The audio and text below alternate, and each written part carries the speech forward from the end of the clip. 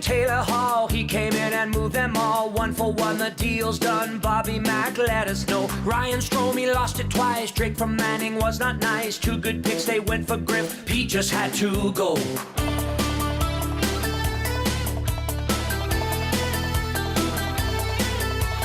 Eric Greiber buyout, what was that all about? Miko signed a 3-year deal, and my friends, that ain't no steal. Traded for Spooner, shoulda canned him sooner. Chris Russell, Lucic, no movement on their deals. Pete left a tire fire. Bobby Nix is searching for the perfect person.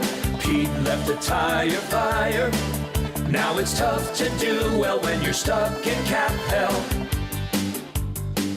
6:01. We have to keep playing that song until they stop being a tire fire. I think that's probably the only way to go about it, right? Play it again. Yeah, we're starting like 20 years or something like that. It has been a bad start to the year. Last night, shut out by Jonathan Quick and the New York Rangers. Ken's built a tire fire. This song stands the test of time. Like, this is a golden oldie that will be played throughout the decades with the lyrics still maintaining, you know, a presence. Relevance. Yeah. They still maintain relevance. The cap? The cap for sure. I mean, you can't do anything because you don't have any money. You are in cap hell. They are in cap hell, 100%. They're also in offensive hell. They're in defensive zone coverage hell. Yes. Individual breakdown hell. There's now been 2 F-bombs so far after games. Darnell Nurse saying the F word yesterday. So they have more F-bombs this season than wins. And Edmonton sports talk, to be honest with you. Like, the Oilers right now, this family fun entertainment, they're throwing out F-bombs left, right, and center. It's pretty crazy, isn't it? Wow. What are we, 1-5 and... So basically what we're talking about here now is what a performance by Damian Lillard last night. Holy smokes. Does he look good in Bucks uni or what? Buffalo Bills don't last talk about night. the Bucks. That damn backdoor BS. Backdoor cover. Backdoor BS. The entire lock shop was on the Bucks plus the 9.5. Boom, backdoor cover. The bartender at the Century Casino Sports Bar and Lounge, whenever there's a backdoor cover, that's the only time I hear from him. He'll pop up out of nowhere and go, that 9.5 ain't looking so good now, is it? Where'd you come from, and why are you like just chirping me? But no, I mean, you got the win. A win is a win is a win for the Buffalo Bills. You'll take it. Nobody circles the wagons. Worked out well for everybody. Yeah, Bills get the win. We get the cover in the lock shop. We hit a lock shop partner parlay last night that was almost 6-1, and it was a no sweater. It was covered by the end of the third quarter. It was really nice to put the rest of that game on cruise control. LeBron James plays the entire fourth quarter. The Lakers storm back to get by Kevin Durant, who had an outstanding game, and the Phoenix Suns. No Beal or Booker in that one. If you want, we can literally spend the entire show debating CFL MOP discussion and just skip over the Edmonton Oilers because I really don't know what to say about the Oilers. Nash is in today and says NFL talk. I'm out. I warned people yesterday during the show. I think we all like to kind of take a positive note sometimes. Rangers are a real good team, and the Oilers are not anywhere near where the Rangers are right now, right? The Rangers are a very good team. If it wasn't for Stuart Skinner, that game should have been 7 or 8-0. Yeah, and the shots don't really tell that. I could smell it yesterday. I could feel it in my veins, the bones, in your loins. Yeah, so I don't know what you do, and then not only the Oilers getting shut out, right, but the opposition Sunday getting shut out. Yeah, boy, that Heritage Classic is shaping up to be a real doozy between 2 teams that are absolute horse you-know-what right now. Something's got to give. Somebody has to win. That's how you market this thing. Something's got to give. I've never seen a game I'm more certain is going to a shootout because neither team wants to win it than the Flames and Oilers in the Heritage Classic. They were booed last night. I'm not sure if anybody was even at Calgary to boo. Yeah, that didn't look good. No, the Oilers will be booed off the ice in the Heritage Classic if they lose to the Calgary Flames. Think about that for a second. That's where this season has got to so far. Joe Belineski says, time for a players-only meeting for the Oilers? Question mark, question mark, question mark. I do believe I saw a Rashog tweet last night that some of the leaders did have a few things to say. The leadership scrum. Yeah. And you know, it'd even be better if the leaders, instead of talking, they do something on the ice. That'd be great. That could be something that you could look at. This text, of course, you can text us anytime. Paris Jewelers Inbox. Let's go 780-218-9999. Paris Jewelers Inbox, 218-9999 could get your hands on the A&W gift certificate for text of the day today. I'm sure we'll have some good ones that'll find their way into the inbox this morning. Tommy Rubella. The Oilers last night was like my post-divorce dating life. Got there, looked awkward, made some big saves after self-inflicted mistakes, no chance in the second, and ultimately didn't score. That's a nice text from Tommy Rubella. Very descriptive. I like that. Set the tone today. Appreciate the honesty. JBB and the Bing Bing boys, we're not kidding anymore. We all need a Nielsen Show draft stat. You know what? Yeah. That may turn the whole city around here. Hey? It's probably time. It's probably time. We've got it on the agenda for the meeting next week, and we'll figure out exactly where we're going to lock in this. We'll probably go with that coach draft, that TV movie coach draft. Probably where we're going to go. Jasmine is in. She must be exhausted. Boys, I couldn't sleep. I'm rattled. It's dark and cold. I cannot believe our Oilers are in this position. Please tell me they played decent against a good Rangers team. They played decent for like 15 minutes last night, in my opinion. They weren't good to start the game. They were being shot like 10-2 at one point. Second period, the Rangers won the hockey game. And then in the third period, I know, listening to the broadcast and Jack and Lou are like, oh, they're starting to bring it. They're only starting to bring it because the Rangers were protecting a 3-0 lead. Like, you can't tell me the Rangers were playing with the same sense of urgency as they were in the second when they wrapped up the hockey game as they were in the third. As these, basically you're on the road, you got a 3-0 lead. You don't need to push it anymore. Of course the Oilers are going to get more chances. The Oilers' inability to stop passes going through their own defensive system. And I know Cass, I watched the entire postgame last night. By the way, thanks to, I think we topped out at like 4:15 or 4:20 or something on the postgame show last night. Cass describes it very well. Like, he doesn't see it so much as a system issue as opposed to like individual mistakes within the system. Like I guess it was the third goal that went right through everybody. Zack Kassian's stick is up towards the blue line and not right through the middle of the ice in the other way. Like, that's not a guy who's supposed to make that type of mistake. So, but if it's a disaster. And offensively, they got nothing. It's like a personnel issue from player to player to player. Does that not bleed into coaching as well? I don't know I guess you don't center around one specific person or area or anything, right? Like, it all seems, I'd like to be able to say this morning, you flush this game. We've done that before a few times during seasons past. You forget about this, you move on to that. You can't do that right now. No, not in you the can't. situation there, and this isn't a flushable turd. But I'm just wondering, I mean, if it's not down to the systems and it's down to personal errors over and over and over again by a multitude of players, then what? What are we doing here? How are you correcting this? It's one thing to say, just sharpen up, don't make mistakes. But if mistakes are continuing to happen, like, does this fall into some sort of coaching realm? I don't know. Part of me thinks this is more on the players. But it's on the players. But if they're not, like, if ice time is the only currency, like, what are we doing? What do we do? If they don't know how to do this right now, like, it's not like you have a child, multiple children. Yeah, I have two children. Smaller level of hockey, that'd be excusable. Yeah, this is the National Hockey League. They're getting paid lots of money. This is the National Hockey League right now. Like, so the crease area on our U9 team is more clustered, and that's just because all the players are there. I mean, they're. Do we have Woodcroft postgame and Nurse postgame? Well, we don't need it right now, but we do have morning after show uncensored, coming up, which we'll get into that. Darnell Nurse, it won't be uncensored. I don't think. Darnell Nurse said the F word again. My goodness. We'll lay out the show for you. Ryan Dudka's in. It says, watching from Banff, can we get a conch for Team J Kennedy playing in the Banff Junior Curling event this morning? That sounds about right. That's a nice one. We've kind of glossed right over the biggest headline of the day here so far. It was announced yesterday afternoon, and we're pretty excited about this. The Nielsen Show, the Hangout, the Lock Shop, Two Guys and a Goalie, the Oil Stream pre- and post-game, the Fantasy Football 5, all now available. All of our Edmonton Sports Talk content, everything that we have with our friends of EST program, everything is now available on the TuneIn radio app. This is a huge day. This is TuneIn to us, this morning? You're gonna live with me now. Yeah, I'm gonna take care of you. Because I love you. I love you, Chunk. Oh, I love you, son. I love you, Chunk. People are pretty excited about this. We're pretty excited about this. It's a nice little way for us to weasel our way in to these platforms where all these traditional FM and AM stations are. Now when you go on the TuneIn app, if you're listening to like The Bear, you'll see Edmonton Sports Talk pop right up underneath and be like, would you also like to listen to this?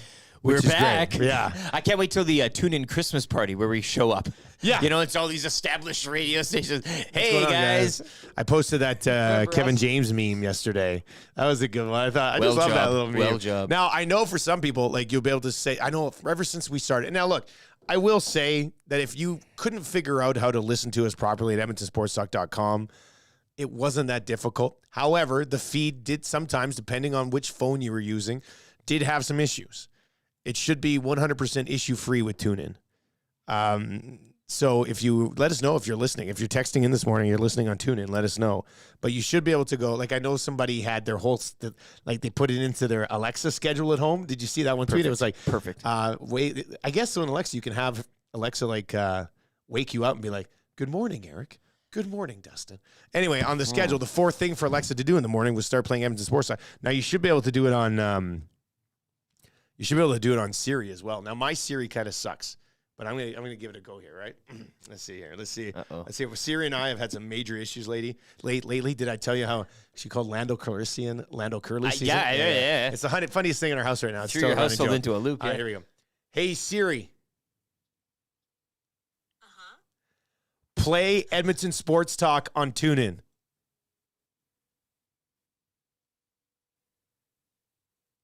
On it. Edmonton Sports Talk now playing on TuneIn Radio.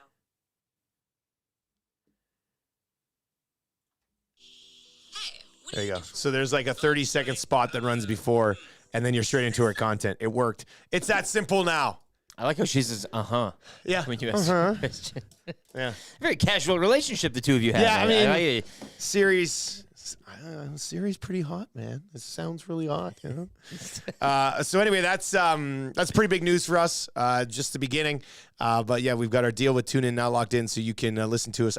I love us infiltrating the Bears and everybody on the TuneIn radio app. Thought you'd get rid of us, eh? You thought we were gone for good. You thought you could only listen to us on a website. Well, now you can listen to us on the TuneIn radio player app. So that's exciting. You can hit us up in the Nasty Chat and, of course, in the Paris Jewelers inbox, 780-218-9999. We will let's lay out the show for you. We have a busy one. It's a Friday show. Of course, it's going to be a busy one. Here's what we've got for you. I'm going to get into your morning after show here right away. That'll be brought to you by EM Utility Locating. If you want to find out where the buried bodies are, have them scan the ground for you. We'll get into that here probably around 6:20 today. More of your reaction. Honestly, like at this point, what do you say about this hockey team? What do you say about this team? They're supposed to be offensive. Zack Kassian said it last night. We're supposed to be an offensive team. Yeah, shut out tonight. Right, Jonathan Quick. Zack Kaiman's words. Yeah, well, as soon as I saw Jonathan Quick, I was like, oh, they're screwed. You know, But like, he's not just Sturkin, but it's Jonathan Quick. Yeah. Yeah. Oh, that was a tough one. So we'll get into your morning after show coming up. More of your text reaction. We're going to crack some packs for Wayne's Sports Cards. I went into Wayne's yesterday. Wayne's Sports Cards, by the way, is going to be set up with Upper Deck at like the Fan Fest just outside of Rogers Place, right across the street from Rogers there where they do a bunch of events. They're going to be set up there today. You can actually go down and get your own Upper Deck card made, is what I've been told. That's neat. So yeah, go see Wayne. He's going to be set up there. It's going to be a busy day for them. But a chance to get out, forget about how much this team sucks right now, and then kind of just go enjoy yourself a little bit. So I was in there yesterday at Wayne's, and I bought some CFL cards. I had some CFL cards for us today. But I'm hitting the road immediately after the show to drive to Calgary today. Yes. And I had to use my other backpack today, and I left the CFL cards in my my regular work backpack. However, though, I do have an idea because we still got these 1991 Upper Deck, and we'll do this at 8:45 today. But let's go Charlie Huddy and Doug Waite hunting. Okay. Right? So we'll do that today. Let's each take 3 packs. Sure. And we'll do that at 6:45 Join today. you on this We're one. going hunting for Dougie Waite and Charlie Huddy.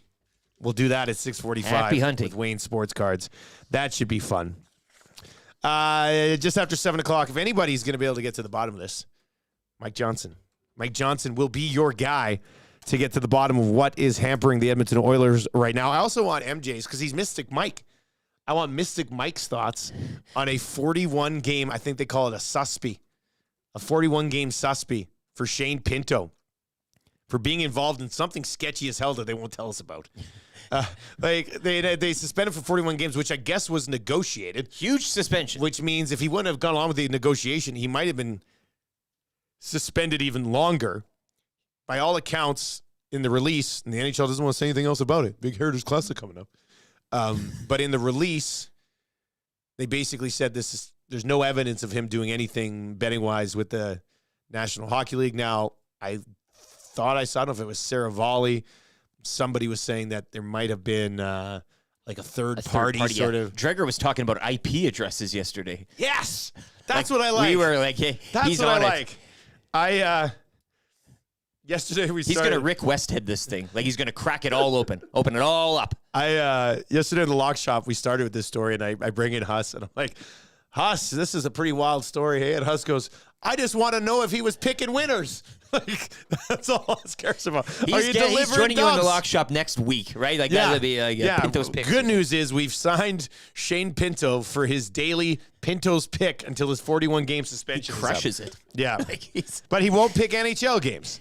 He'll pick everything. Look, I don't have a problem with, like, NHL players. Why can't they bet on an NFL game? What are we doing here? Why can't they bet on the World Series? Does anybody want to bet on Doesn't the World Series? LeBron make NFL picks weekly or something? LeBron literally goes on his Instagram and picks every single game every single week. Make sure it's done at team facilities. He prefers to do it from team facility. 780-218-9999. Obviously, the Paris Steelers inbox is absolutely hopping right now. We'll continue to dive into that. But Mike Johnson's going to join us. Cool bet hotline of the day in a bizarre twist, right? Coming right out of the Pinto thing. Zack Kassian goal sung free. Kassian calls it quit after 12 years. Played more games with Edmonton than any other team, and that's a straight-up request from my daughter. As Marshall goes, hey, guys, Daddy, when you play the Kassian song from us tomorrow, instead of saying, my wife, you should say, my daughter. I was just like, sure, man. I'll say that for you. Cool, man. Yeah, great idea, Marsh. So we'll do that at 7:25. I feel like there's a lot of those moments where you just kind of take a breath, stand back, and say, cool, man. I'm like, okay, yeah, that's great. So we'll get into that a little bit. Boy, could this team use a Kassian right now. And at least Kassian be flying around in his like peak Kassian, not late career Kassian, but peak Kassian right now would be a big shot in the arm for this group. Yeah. Adam Ernie's. Adam Ernie might not be able to do that. Yeah. We'll get to all of the stats of their bottom six forwards in a second. 0. The stats are 0 of their bottom six. They have no points for the bottom six. I thought you were imitating the bottom six in by doing nothing. Quietness there. Yeah, guess who I am? Sports charades. No Here they go, worries. his bottom six. My goodness, what a mess. How are you going to start a World Series without an appearance from Gabe Lacques? Gabe Lacques is going to join us at 7:45 today. That'll be like one little step back from the what from a the treat, Oilers, right? Yeah, Like just swing yourself into the weekend here. Gabe, tell us about the Diamondbacks, won't you? Let's go to Arlington. Gabe, what do you think of Ryan McLeod's inability to have any sort of impact on a game? You got to call them the Snakes. That's what all the kids are calling. Is that what they're saying? Snakes. Oh, the Snakes. The Rangers versus the Snakes. We'll set it up with Gabe Lacques later today. Just after 8 o'clock, of course, kind of easy trivia. Boy, do we need a bounce back, don't we? We need to bounce back today after Trevor blew it yesterday. We fall to, I think Maddie said, 35-1. Yeah, people were whispering about that performance last night at the Centric Casino Sports course Bar and Lounge. they were. It was on the air type of thing. Of Did you hear course about they were. the Trevor? Yeah. My goodness. Wasn't even close. He only had time for 3 of the questions and only got 1 of them. All-time bad luck. Trying to take the heat off the Oilers, though. Hey, good for him. I kind of like him going out there and sacrificing himself for the greater good. Don't worry about the Oilers. Did you hear Trevor on Kind of Easy Trivia today? 3 questions too many for Park Mazda. We are going to give you a little bit of a local spin for United Sport and Cycle, and that will be Jake Ceresna today. The nominee for Most Outstanding Defensive Player for Edmonton. Back-to-back 4-win seasons. Well deserved. Jake's a beast. He's a monster. He's one of the best defensive linemen in the Canadian Football League. I'm actually going through the process right now of evaluating my Western Division All-Star votes. cast my ballot for the MLP and everything yesterday. That actually, the CFL actually takes me seriously. It's nice. So I get to vote on all this stuff. And I'm going to spend a little bit more time. I kind of knew where I was going for all of the awards, but I'm going to spend a little bit more time on the All-Stars just because if you don't spend time on it, if you just kind of use the eye test, then if the ballots get out there and somebody's like, oh, my God, Nielsen didn't vote for Peter Godber? What's going on here? So, I gotta be careful because I don't want to be outed by the CFL analytics crew. So I'll dive into that a little bit. You don't want to be a Chris O'Leary. That's the last thing I want to be. We love O'Leary. His picks are great. I love when he just goes rogue. He does, doesn't he? I love it. Yeah, It mixes up a bit. So who needs a drink today? Right, put your hand up if you need a drink. Look, Eric's both hands are I'll up. take 2. He needs 2 drinks. Oh, well, also we might have to unlock the front door today. I think we have a little surprise coming up here around like 7:15. A surprise at 7:15? I think so. Yeah, I think so. So we'll have to unlock you that let me- door. I can- We'll do. Well, one of us will unlock the door here before 7 o'clock. Surprise? Wow. Yeah, Okay. yeah. Yeah. Do you know what the surprise is? I know what the surprise Okay. is. I didn't ask for the surprise, but the guy just said, I'll be by Friday morning. With a little surprise. Does Maddie know the surprise? Maddie also doesn't know surprise. Cool. This is a full-blown I love Dusty a surprise. today. Yeah, okay. Yeah. Now, I don't know what it's going to be. I don't know if he's just popping by to say hi, but I would assume with the better place be more than place that. that he's coming from, I'm assuming we'll get a little something. Pretty worked up now. It's Yeah, gotta well, be. yeah, exactly. So always safe for liquor beer of the week coming up around 8:30. If you missed it, we have our label. We've dropped it. The 6 o'clocker lager is good to go. By the way, this is kind of something cool. I really like being able to we get to make all the decisions on all of this stuff now. It's very cool. Anyway, our can will have a QR code on it that drives people back to EdmontonSportsTalk.com. How neat is that? And then we control the QR code. So for one day, if we wanted to direct them to something hilarious, we could also do that. It's like those digital picture frames. You just upload whatever picture you want every day. I really like this. This we could have a lot of fun. I think we can have a lot of fun with the QR code on the can. So yeah, we'll get into that as well today. Like I said, very, very, very busy show today.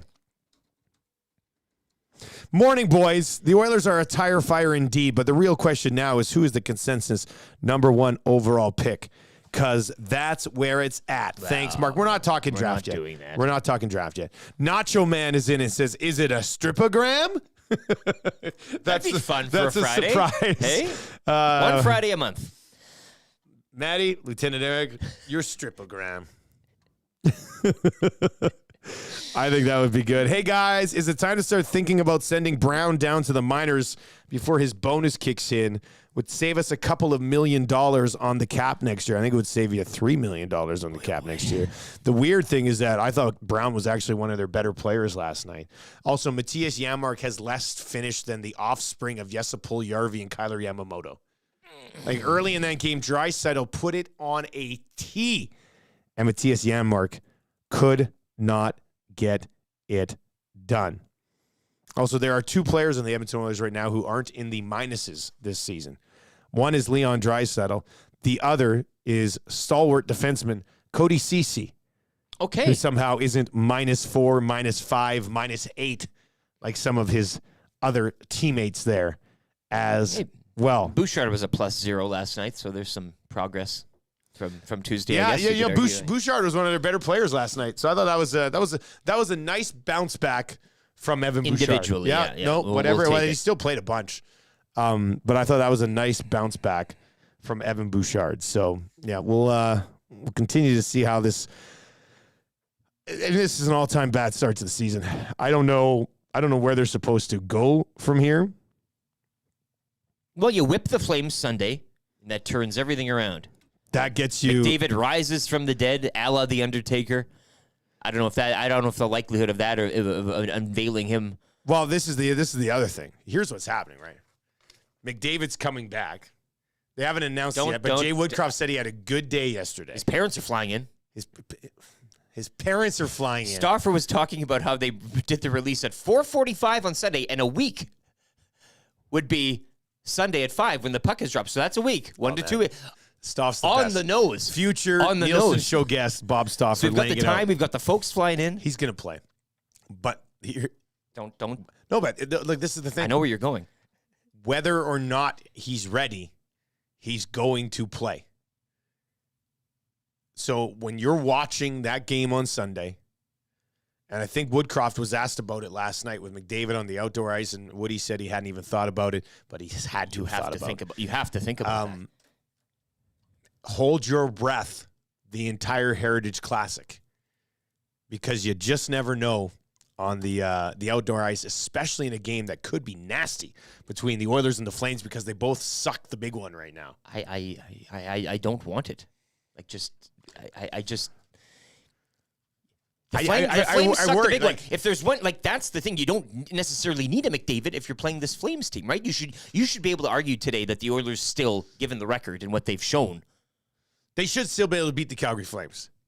If we want to, they're also the second worst team in the National Hockey League right now. But if we want to take this thing seriously, you shouldn't need McDavid to come in and beat the Calgary Flames. And you mentioned the ice and everything. I just have a very think about how this is how this season has gone so far, right? Think of this would be par for the course. Yes. For this season. You come out, what's the worst thing that could happen in game one? You could get blown out by the Canucks. Okay, they got blown out by the Canucks. What's the worst thing that could happen in game two? Well, everybody's expecting a bounce back. You still lose to the Canucks again. What do you expect in game three? Well, you're playing the Nashville Predators. You always destroy the Nashville Predators. They win that game, and you go, okay, they're back, baby. Here they go. These are the Oilers. There's just a thing against the Canucks. What's the worst thing that can happen after that? Losing to John Tortorella and the Philadelphia Bloody Flyers. What's the worst thing that could happen in the next game? Connor McDavid gets injured. What's the worst thing that could happen last night? After being a train wreck defensively, what happens last night? They end up getting shut out offensively. What's the worst possible thing that could happen on Sunday against the Calgary Flames? The worst possible thing that could happen would be you bring Connor McDavid back, whatever he tore or whatever he strained isn't ready, and he re-injures it and has to miss 2, 3, 4 weeks. He's out at that point. You continue to suck. Your season's done. Like that. Everything so far, the worst possible thing that could happen. Look at Bouchard 2 games ago. That was the worst possible night he could have. Nice bounce back last night. But the worst possible thing that could happen to this team has happened every single time so far this season. And the worst thing that could happen on Sunday is they bring McDavid back and he gets hurt. So hold your breath, keep your fingers crossed, cross your toes, cross your balls. I don't care what you have to do. But that's them being risky boys. Because I don't like it. You got Dallas at home Thursday, which then you're approaching that 2-week mark. You remain at home. You have a tougher opposition coming in Thursday. You could wait. After Sunday, they don't play again until Thursday? Thursday.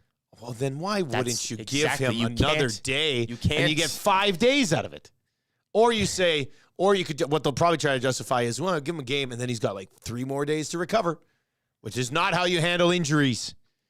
If this was a regular game played indoors, does that temptation rise for you? No. Okay. Not at all. No. I'm just wondering how much that has to do with it. If this was a regular game indoors, he wouldn't be playing. Okay. If he's, who knows? Maybe he's 100%. Actually, good Seems point. like it's pretty quick. If it was quick, a regular game, they probably wouldn't be playing him. Exactly. To rush It's back outdoor, for the Heritage. it's Calgary, Heritage yeah. Classic, all eyes in the NHL. Gary Bettman picking up the phone and being like, hey, how's Connor feeling today? Let's get him out there. Another seductions appointment. Yeah, exactly. Pat Maroon's bib says, my 9-year-old has been singing Tire Fire while she's been getting ready this morning. # raising them right. That is raising them right, good. Isn't it? Yeah, that is. Hey, Child let's do it. lyrics. Let's do a quick sports update, and then we'll come back with your morning after show. Dive right into this. We'll hear a little bit of post game. We got the morning after show song that we're going to get to, but we kind of timed it out here all right. So let's hit a sports update. Busy night in the world of sports last night. Let's find out exactly what happened with Lieutenant Eric.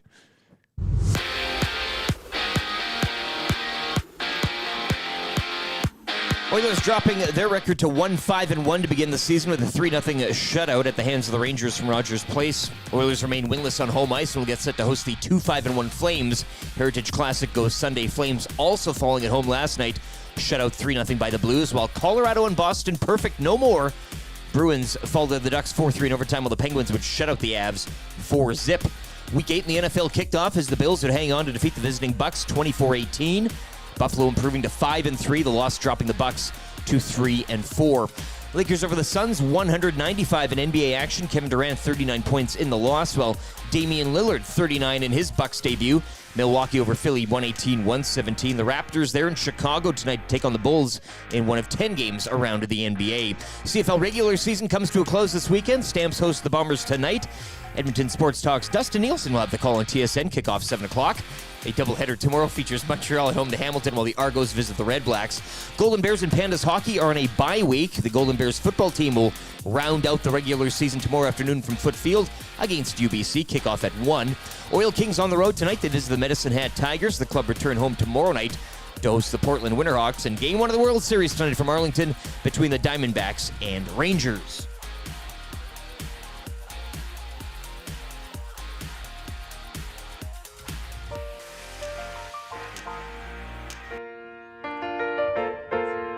Being a fan of the Oilers today takes everything you got. Taking a break from all your worries sure would help a lot. Wouldn't you like to have your say? It's the morning after show where we will talk about the game and let you know who you should blame. You want a show where you will know if the problems are still the same. You want a show every morning after the game. You want a show so people know if the problems are still the same. You want a show every morning after the game.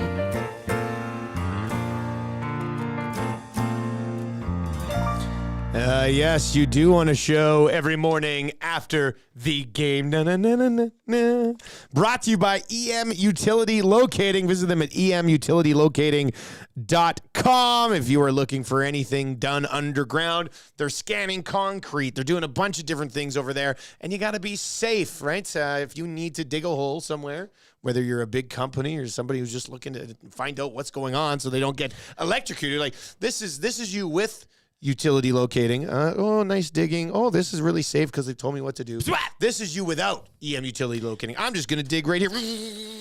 That's what happens. Right? I just, even if you're not locate the utilities, a job or whatever, I just want to rent some of that for fun to kind of see what's cooking underneath the ground, right? Like, I don't think they whole other just world. give you the equipment. I think they have to come operate it for you too. Well, that too. But I do like the idea of you just going in there to going to Matt and being like, hey, can I get a concrete scanner? Because I'm really curious about what's going on down there. Come by my place. You can hang out. We'll have the afternoon, I wonder how the deep concrete. these things can go. That's just it. I I just just talk to want Matt about this. Like, I want to see what's 60 feet below my house. Maybe you got a dinosaur under there or something. Hey, No, that would be pretty cool. Yeah, that'd be pretty good, actually. We've got the Steady Eddie of the evening coming up for EM Utility Locating. But yeah, they are the proud presenting sponsors of the morning after show. Anytime you're doing anything that revolves a little extra security check below the ground, EM Utility Locating has you covered. All right, your EST big moment that happened in this hockey game, buddy. What are you going with? being at the bar last night, I didn't have a close eagle eye on every single shift and line change that there was. I'll go with the third goal anytime in a game like this where, again, 2-0, you could argue with this team that they can pop at certain times, although we haven't seen it. The third goal from Lafreniere rounding out the second, that's good night.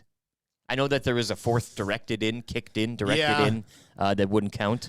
But I'll just go with the third to make it 3-0. That's your final. It illustrates everything to me. You are probably right. I think most people would agree with you. And you said Janmark maybe failing to bury early. I think that's where I'll go as like an honorable mention here. Is that that was still early in the game. They come flying down with speed. Leon Draisaitl feeds it across. Janmark could not have asked for a better setup. Like, it was right in his wheelhouse, and he just shanked it. He just whiffed on it. And at that point, you start to look at it and go, okay, we shouldn't be surprised that they were shut out after that. Like, at that moment, you're just like, it's when Donnie didn't roll a strike in the Big Lebowski. Not that you always expect Janmark to finish, because the dude has no finish at all. But But that was a big one. And then obviously in the second period, boom, Fox, boom, Schneider, and then Lafreniere with his 4th of the season. And perhaps already. even dialing it back further, as you correctly pointed out, maybe when we saw Jonathan Quick's name on the television screen, maybe that was, maybe before even everything happened, that was the moment. That I saw Jonathan Quick trying to put on, first of all, he had trouble putting on his helmet last night right after the anthem. Marshall was sitting with me watching the game. He goes, he can't even get his helmet on. I was just like, oh boy, careful what you say, son. And then Jonathan Quick shut them out last night. Savage the plumber's in, and I had the exact same thought, Savage. If that was Holloway, that shot goes in. And it's not like, look, Holloway's not lighting the world on fire by any stretch of imagination, but he's a naturally offensive gifted hockey player. I thought the exact same thing. I was like, man, I wonder if that went to Holloway there. Does he absolutely hammer that thing home? What they need to start doing is when Draisaitl sends a pass across like that, he needs to be like the Flash and go over there and receive it himself. The one Nelson time at Muntz home. Touchdown pass. Yeah, pretty much. I think that's something that he could probably look at. Do we have some postgame, Maddie? Who do we have for postgame here? Do we have, okay, let's get to Jay Woodcroft's postgame and find out how disheveled he is after this one. Showed their frustration. What do you think the difference was tonight on a night where everybody expected a different? Yeah, I think tough game for our group.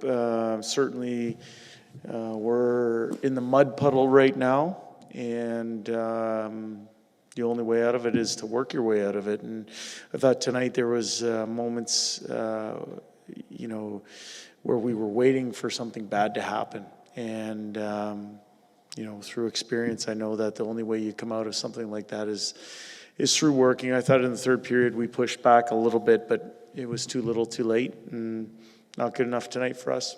Is there a jolt that this team needs? Like, what has to happen to kind of shake them out of this? Because you talk to them after every game, and it's like, we have to be better, we have to work harder, and it's not happening yet. Well, it hasn't happened yet. We have belief in the people in our room. We have a group that's been together here for a while, that has been through tough times before, and that knows the answers are within the room. But there has to be a collective coming together to solve problems. And right now, we're not functioning on every cylinder yet. From an accountability standpoint, I mean, you have things you can do as a coach. Group needs to regulate itself. Yeah. Are you seeing a group that's able to and regulating itself right now? Well, the one thing that our players aren't doing is they're not negative and they're not getting down on each other. They are, I didn't see, we weren't functioning at full on every cylinder or full capacity or anything like that. I didn't see a lot of independent contractors. And, that's something that you look for as a coach, because every team goes through times like that. You want to make sure that there aren't people going their own direction or their own way. And I thought we had a little bit of a response in the third. It wasn't good enough. But we know the only way forward is to come together and work together to get out of the funk that we're in. A couple of games where you've probably brought some better stuff to the rink, but these lulls are happening. What are you seeing from your group during these lulls? And I mean, I know if you had the answer, it'd be simple, but obviously pulling yourselves out of them quicker. Yeah, there's been some lapses, right? And so, sometimes it's an individual thing. Sometimes it's, it goes for a few minute span. I think we have yet to play a full 60-minute game. We have yet to play that. We've had spurts, we've had moments, we've had periods of good play, but not 60 minutes yet. And in this league, if you want to find success, it takes all 20 for a full 60. It can't be half a team. It can't be missing 3 or 4 guys. It's a full effort from all 20 for a full 60. And right now, we have not hit on that yet. We haven't. That's a fact. We're capable of much more. But as I said, the only way forward is to come together and work your way through it. Jay, there's a lot that comes with Sunday's game. There's family here. Obviously, it's a big game.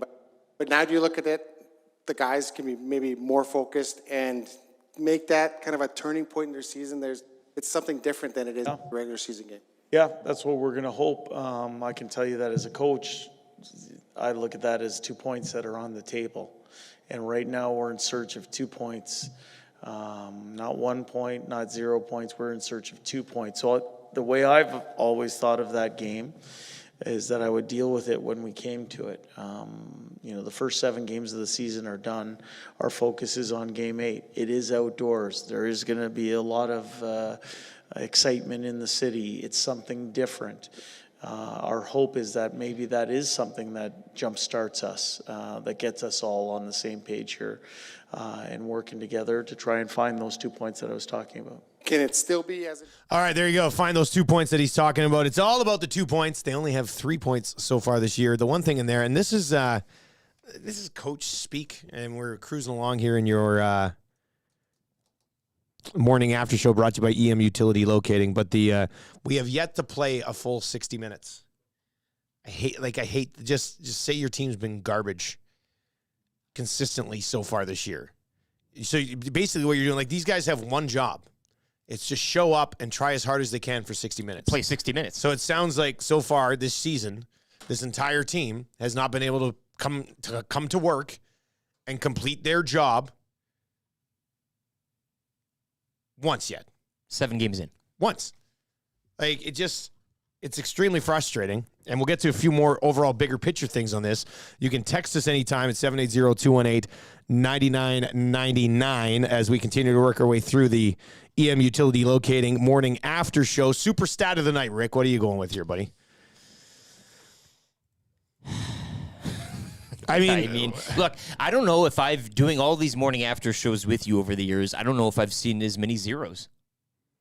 Yeah, there's zeros everywhere. Buddy. I mean, I can't look without seeing a 0, +0, -0, whatever you want to call it. I guess looking at Stuart Skinner's numbers in his evening, it could have been a lot worse. Yeah, like the super stat, as sad as it is, could be Skinner's 906 save percentage. This is where we're at, and maybe that's okay for now, but that's going to have to be my begrudging answer here is Stuart Skinner's numbers last night, because you're coming out of this one losing 3-0. Yes, shutout. Yes, he didn't put any goals on the board.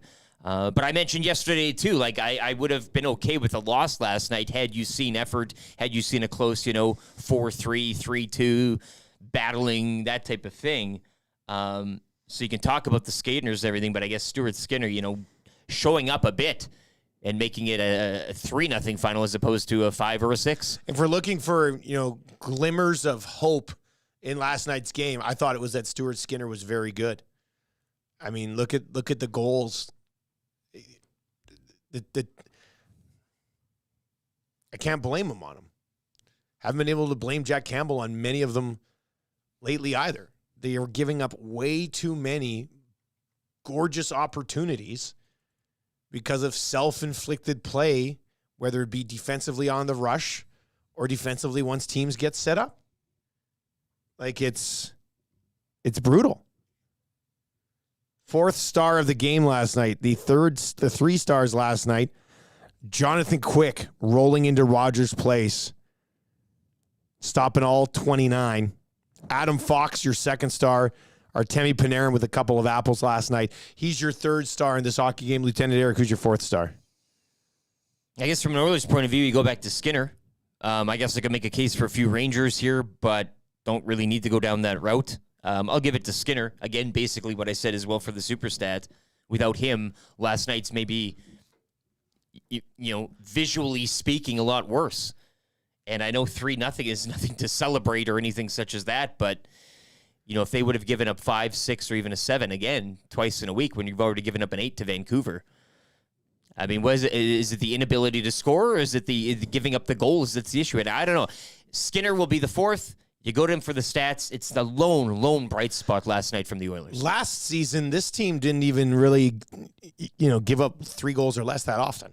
You're like, this is a real step forward defensively or from a goaltending perspective for them last night. From a goaltending perspective, I'll say. They've been averaging 4.5 goals against per game. Last night, Skinner managed to hold the New York Rangers to 3. There was the one that was the one that was called back. Maybe the Rangers were fine with that, too. They took care of business, and you just, at this point, who's not they to were. say They that, didn't right? need anything else. Yeah, no. If the Rangers needed to score 5 goals last night, the Rangers probably would have cranked it up another notch and scored 5 They goals. could have kept it at 2 and would have been fine. Yeah. 38th star of the game last night. Let's go with Kulak. It was not a strong night for Kulak. Played just over 15 minutes. Ended up being -2. Was on. It was his man. Now, he kind of had him tied up, but still, the goal that was called back, he was right around it as well. So, yeah, I would probably look at Kulak. Honorable mention to from the fancy stats perspective last night, where the game cards come out. Mm-hmm. Real bad game card night for Darnell Nurse. Real good game card night for Evan Bouchard.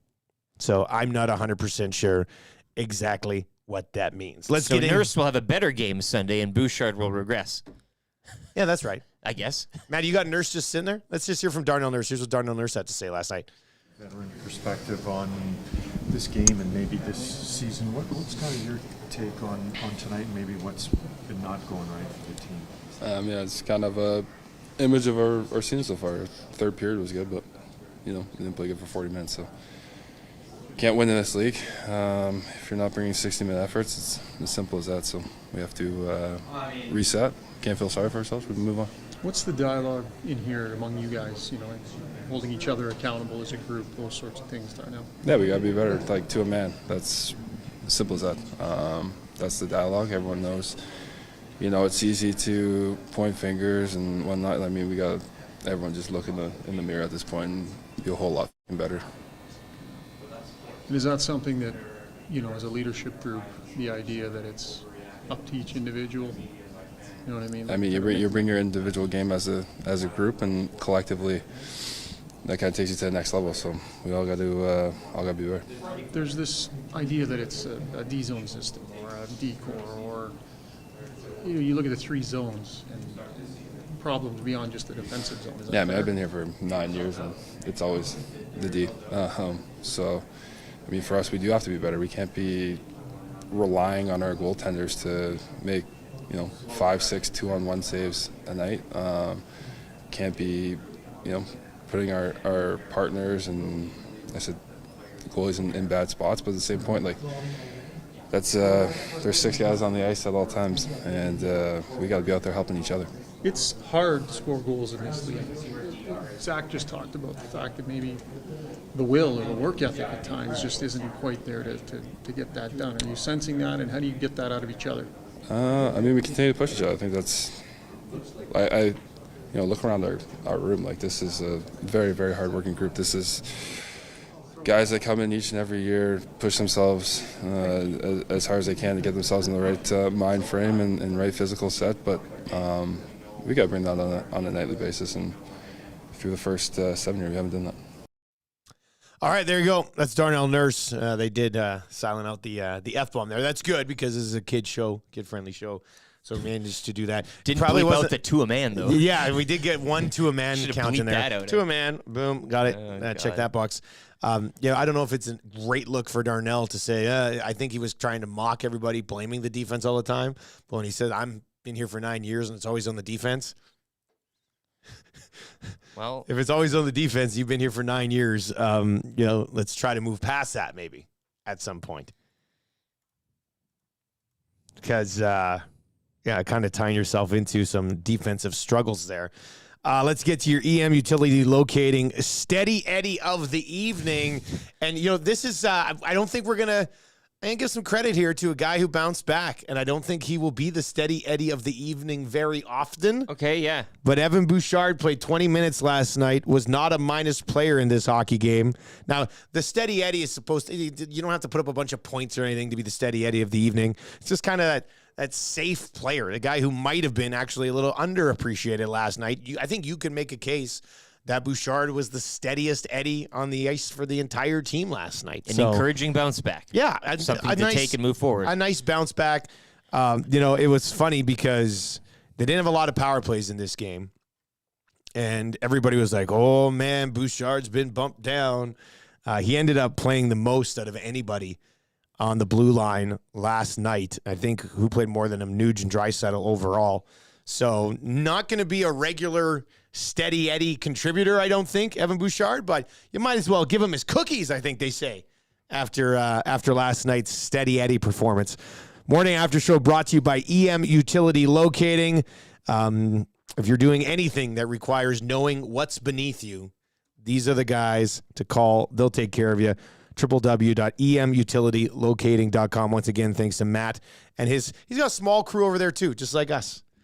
A lot of our clients have like smaller crews just like us. Actually, I think it'd be great to get them out to one of our houses and just see what's down there. Yeah. I'm going to guess 2 dead bodies. Over under set at 1.5. You can bet it at Cool Bet. EM Utility comes by this afternoon. If we find doubloon, we're splitting it all. Eh? I do want one more thing on the Oilers here, and then let's finally get away from it. And let's go Charlie Huddy and Dougie Wade hunting here. So far this season, and I tweeted it out last night, the offensive depth, the forward depth on this team is worse than it's been the last 2-3 years. Just has.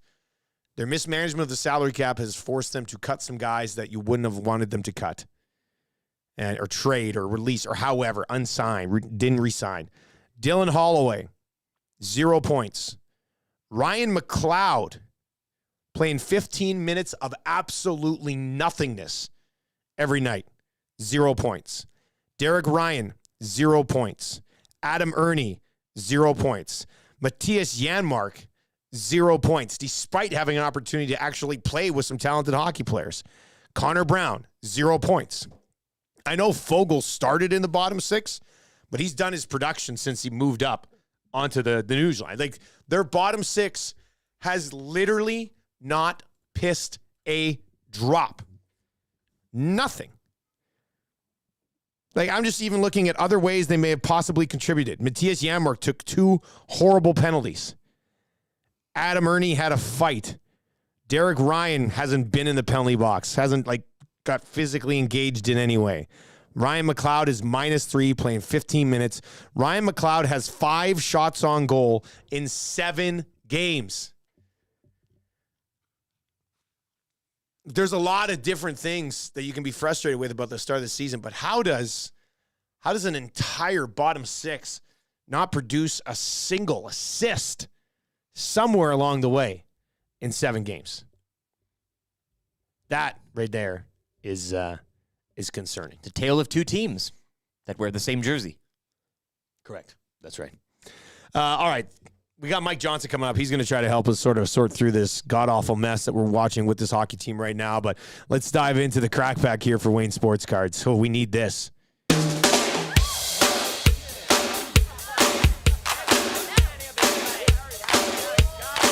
If you see a card store on the side of the road, you think, gotta tweet it to the Crack Pack! Crack Pack, yeah, yeah. I'm tracking down all the young guns today. Looking for the young guns today. Looking for the young guns today. I got me a card, it's a heck of a pull, and we're tweeting it out to the crack pack. I got me a canvas, it's worth about 20, so hurry up and sell it to get more money. The Crack Pack is a little old gang where we can crack together. Crack Pack, baby. A crack pack, baby. Crack pack. You were cracking packs while we were playing the crack pack Once song. you started that song, I just kind of got into a trance. I must open cards. You had people dropping off packs at security last night. Yeah. This is amazing. I had to track down John, head of security at the Century Casino, and be like, hey, I'm Lieutenant Eric. Oh, you're the lieutenant. And he goes and gets the card for me. And then Nacho Man at the Nasty Chat showed up last night as well. We had a great chat. He brought 4 uncracked packs. I crack one. I get an Ice Gems Macar. We both cried. Are you we serious? Hugged. Yeah, wow, it was a very glorious emotional. moment. Very Did emotional. you need it? Yes. Oh, what? I'm now an OV away from the final subset of the Ice Gems. Seriously? And That's the big one, right? I might have that You got a deal line in on a it. hopper, yeah. This guy's wheeling and dealing. By the way, if we re-sign for another year of NFL stuff at Century, and I don't know why we wouldn't, I think we need to document this like an office-style mockumentary. Because the stories you come in with here with every single morning are amazing. It's a great cast of We characters. could have and I done love an them all. entire Yeah. hour on just what happened last night at the Century Casino, Yeah. which is awesome. I want to get to a couple of your text messages before crack these packs for Wayne's. If you've not yet been to Wayne Sports Cars, it's pretty much the coolest place in the city. Just north of West Edmonton Mall. You can't miss in the big mini mall there right by that McDonald's. One of the saddest moments after the old place shut down was when I walked into my kitchen and asked Google to play the old station and nothing happened. Excuse me while I go have a long-awaited convo with my Google this morning. Thank you, TuneIn from the Wolf. Oh. If you are just joining us, maybe some of you are listening on TuneIn right now, which makes it even crazier, wild and crazier. But if you are just joining us, Edmonton Sports Talk has an agreement in place with TuneIn Radio. So we are on the TuneIn Radio app. Just download the app for free. You can listen to the show. It'll help some of the fixes where some of you have had some issues with the stream on the website, whether it's settings on your phone or whatever. The TuneIn, in fact, a couple times yesterday I was listening to the station on TuneIn, and it just kept playing. I couldn't even figure out how to shut it off. That's how awesome it is. You know, like before, sometimes it would kick off. Now it just keeps rolling. Last night it was on in my pocket. I was like, what is playing? I was like, oh, it's the station on TuneIn. This is great. Cal is in and says, I pretty much use TuneIn every single day. Thanks, fellas. I was hoping you would be on there at some point. Cal, you're welcome. And thank our great partners at TuneIn. All right, let's crack these packs. We're going Charlie Huddy and Dougie Waite hunting. Dougie Waite would be I don't know if this is Dougie Waite rookie card, but he's on the New York Rangers, and I think with skates around. Whoa, first card, Wayne Gretzky. Okay. Los Angeles Kings. Okay. We're in business. All Now right. the show's turning around. Wow. Gotta love it. Theo Fleury. Okay. Oh, my God. From the Got Your Back podcast, Rob Brown. Jeez, Rob Brown. You are on fire. From the Got Your Back podcast, Rob Brown. Petri Skriko. Steve Larmer. John Van Beesbrook with the classic drop-down neck protector that goalies used to wear. How about this? A Craig Muni. Clint Malarchuk, Krushelniski, Patrice Brisebois, World Junior Champions, Scott Thornton, World Junior Championships, Mark Messier, All-Star Skills. What a pack. And Neil Wilkinson. Curtis Joseph, Blues. Cujo, He was pre-cool mask. Yeah, he was around there. Darren Pupa. Darren boy, Pupa. Buffalo Look at those. Sabres. Look at those pads. those Steve pillows. Thomas, Dan Quinn, Tony McKegney, Jason Miller, Stefan Beauregard. Got a checklist here. Brad May, World Juniors, and another checklist. Paul Ranheim. Oh, look at this. One, Glenn Anderson. Fedorov and Garpenlov. Nice. Tony Granado, Paul Ranheim, Glenn Wesley, Brian Great McClellan, years. John Cullen, Wales Conference All-Star.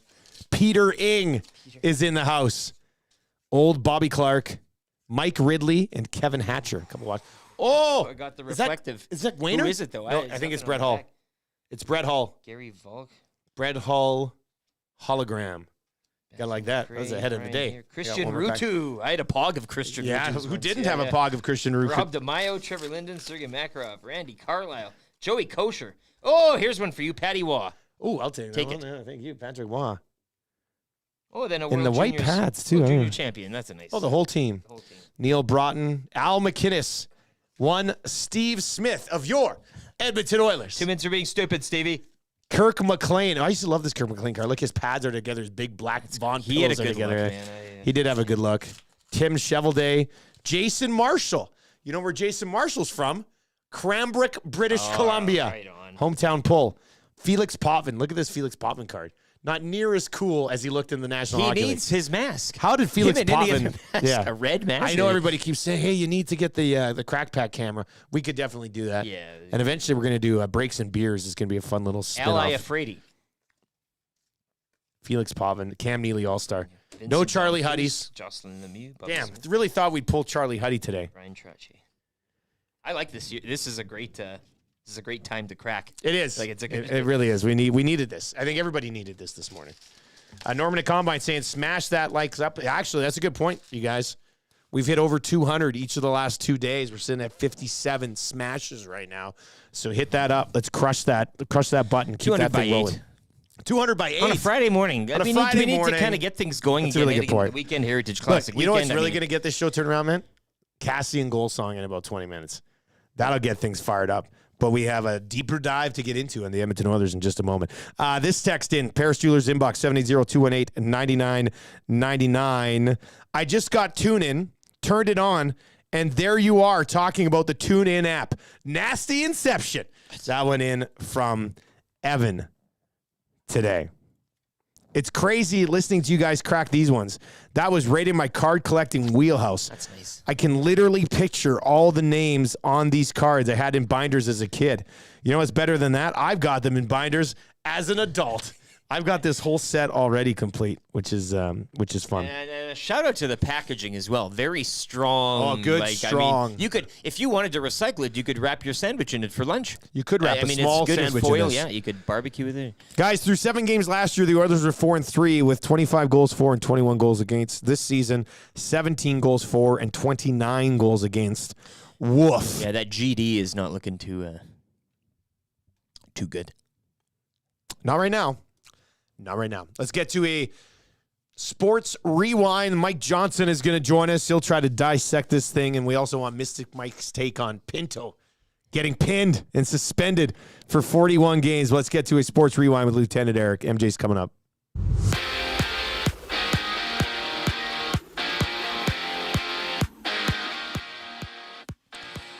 Oilers lose again, dropping to 1-5-1 to start the season with a 3-0 shutout at the hands of the Rangers from Rogers Place. Oilers remain winless on home ice as well. They'll get set to host a 2-5-1 Flames squad.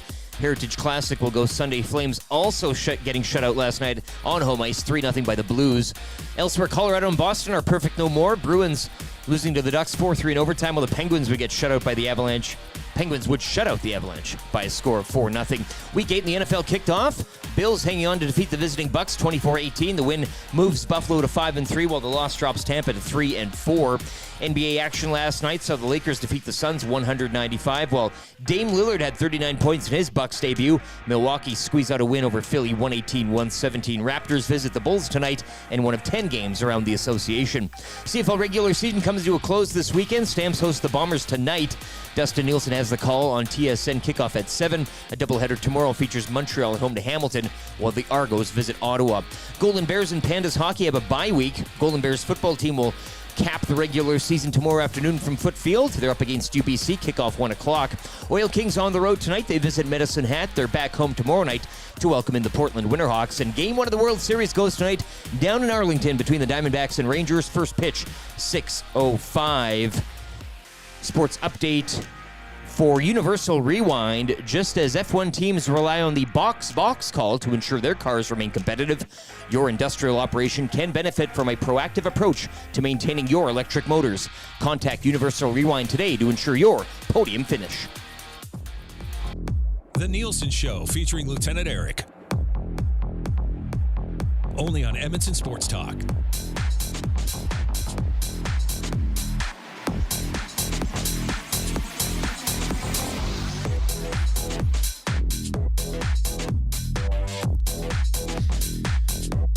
7:03 in the morning on a Friday. Thank you very much for joining us. It is the Nielsen Show. Dustin Nielson and Lieutenant Eric with you.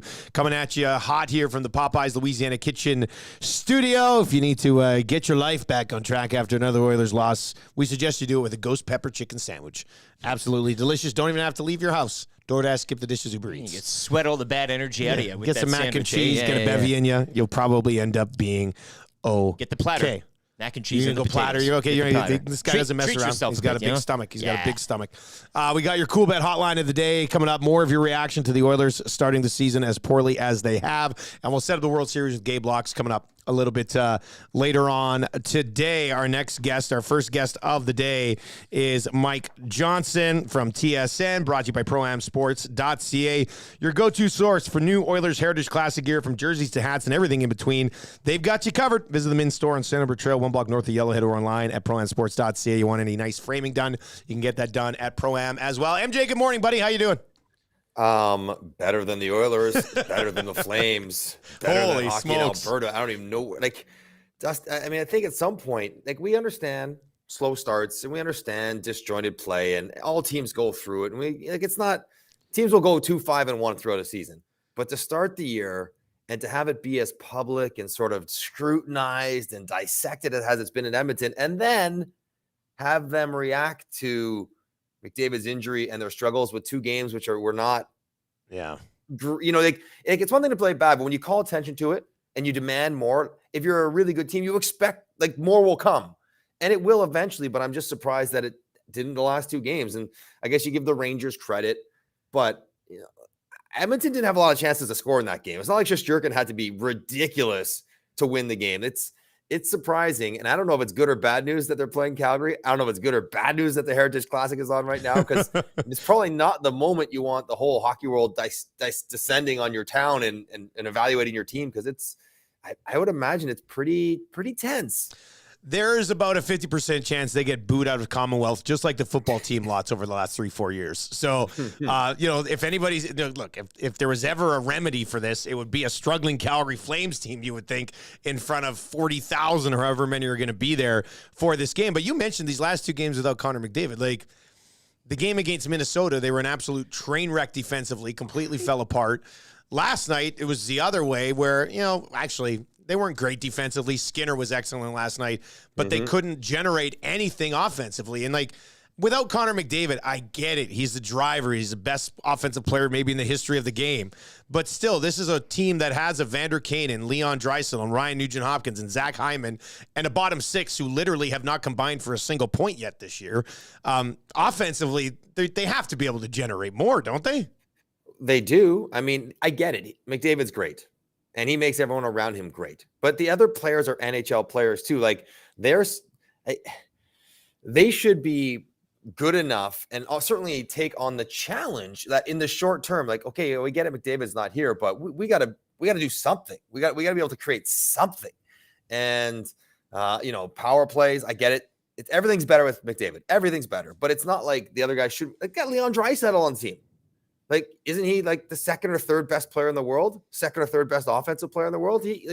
He's played at that level, and he should be able to drag whoever he's playing with into the games. And Vander Kane and Nuge and all those guys, they have to do more than just rely on McDavid to do it for them or help them get it done. So, it's strange.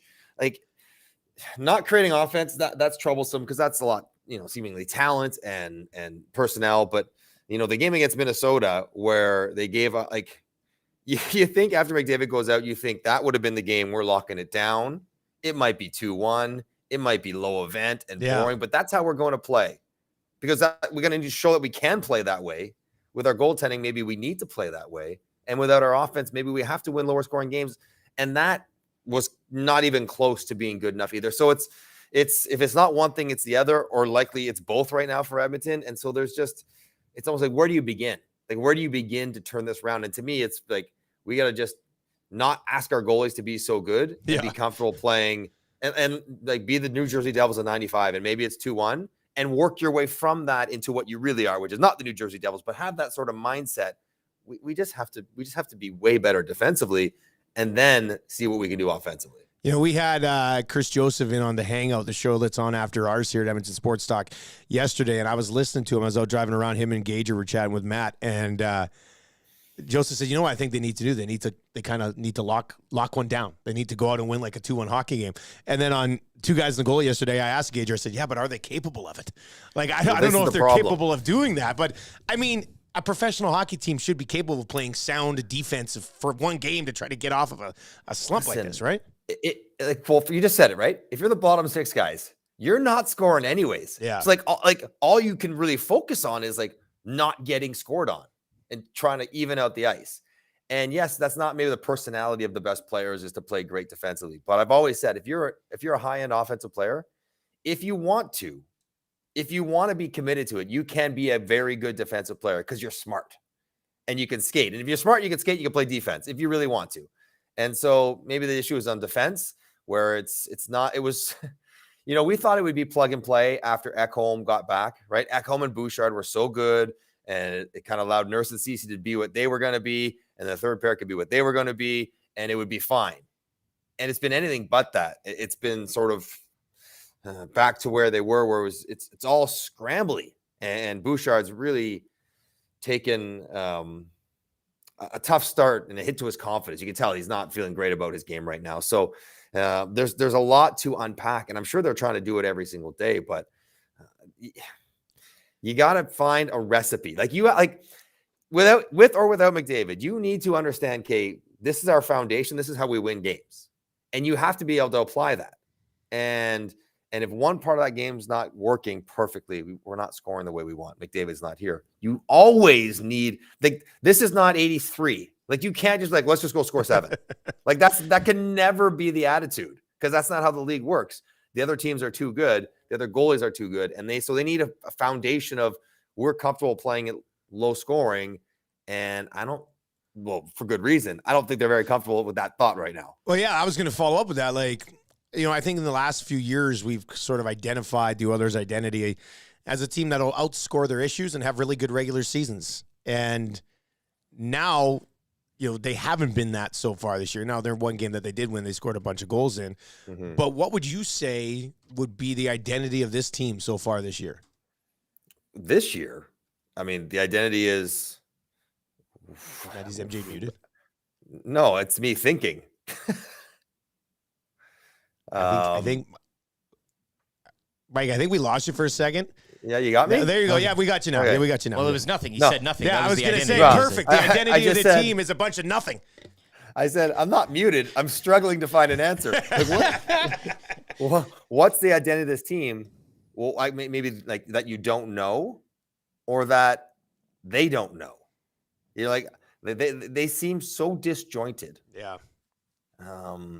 Which happens at the beginning of the years, but not to this degree, and not to a team that's this good. They just seem so loose in their system and then their execution. And talent can't make up for all of that, even though they have a ton of talent. So yeah, loose, disjointed, disconnected. The only consistency is the inconsistency. And the problem is, Dusty, it's not one thing. It's not like, okay, it's offense, it's defense, it's goaltending. It's a different thing each night. So you can't, you solve one crisis and then you move to the next one because there's another one already existing. That's the way it feels right now. Mike Johnson with us on the show this morning. You mentioned the Oilers have the Heritage Classic coming up. Jay Woodcroft did say yesterday that Connor McDavid skated by himself, had a pretty good day. After this Flames game, they don't play Dallas until Thursday, so there's a lot more time to rest up if he's not 100% coming back. I just kind of get the sense that Heritage Classic, all eyes on the league. They've lost 2 without him. We also said this morning, every single thing that could have gone wrong with this team so far this year has gone wrong with this team, and just adding on to it would be McDavid rushing back, don't say it. getting hurt in the Heritage Classic because it's on outdoor ice, and then the complete season's completely ruined. So, do you think he plays on Sunday though? I mean, I honestly hope not, for that very reason. Like, it feels like, they would not rush him. He's too important. He's too healthy. But he's a competitor. He's a leader. He wants that stage and wants to help his team. And if he's like, yeah, I know it's pretty good. Like, I'm good to go. I don't feel it. I'm fine. I'm going to play this game or the next game. Might as well play this game. Like, I see that athletic sentiment of trying to push it slightly to get back into this game because it's such a big event. It seems like a terrible idea.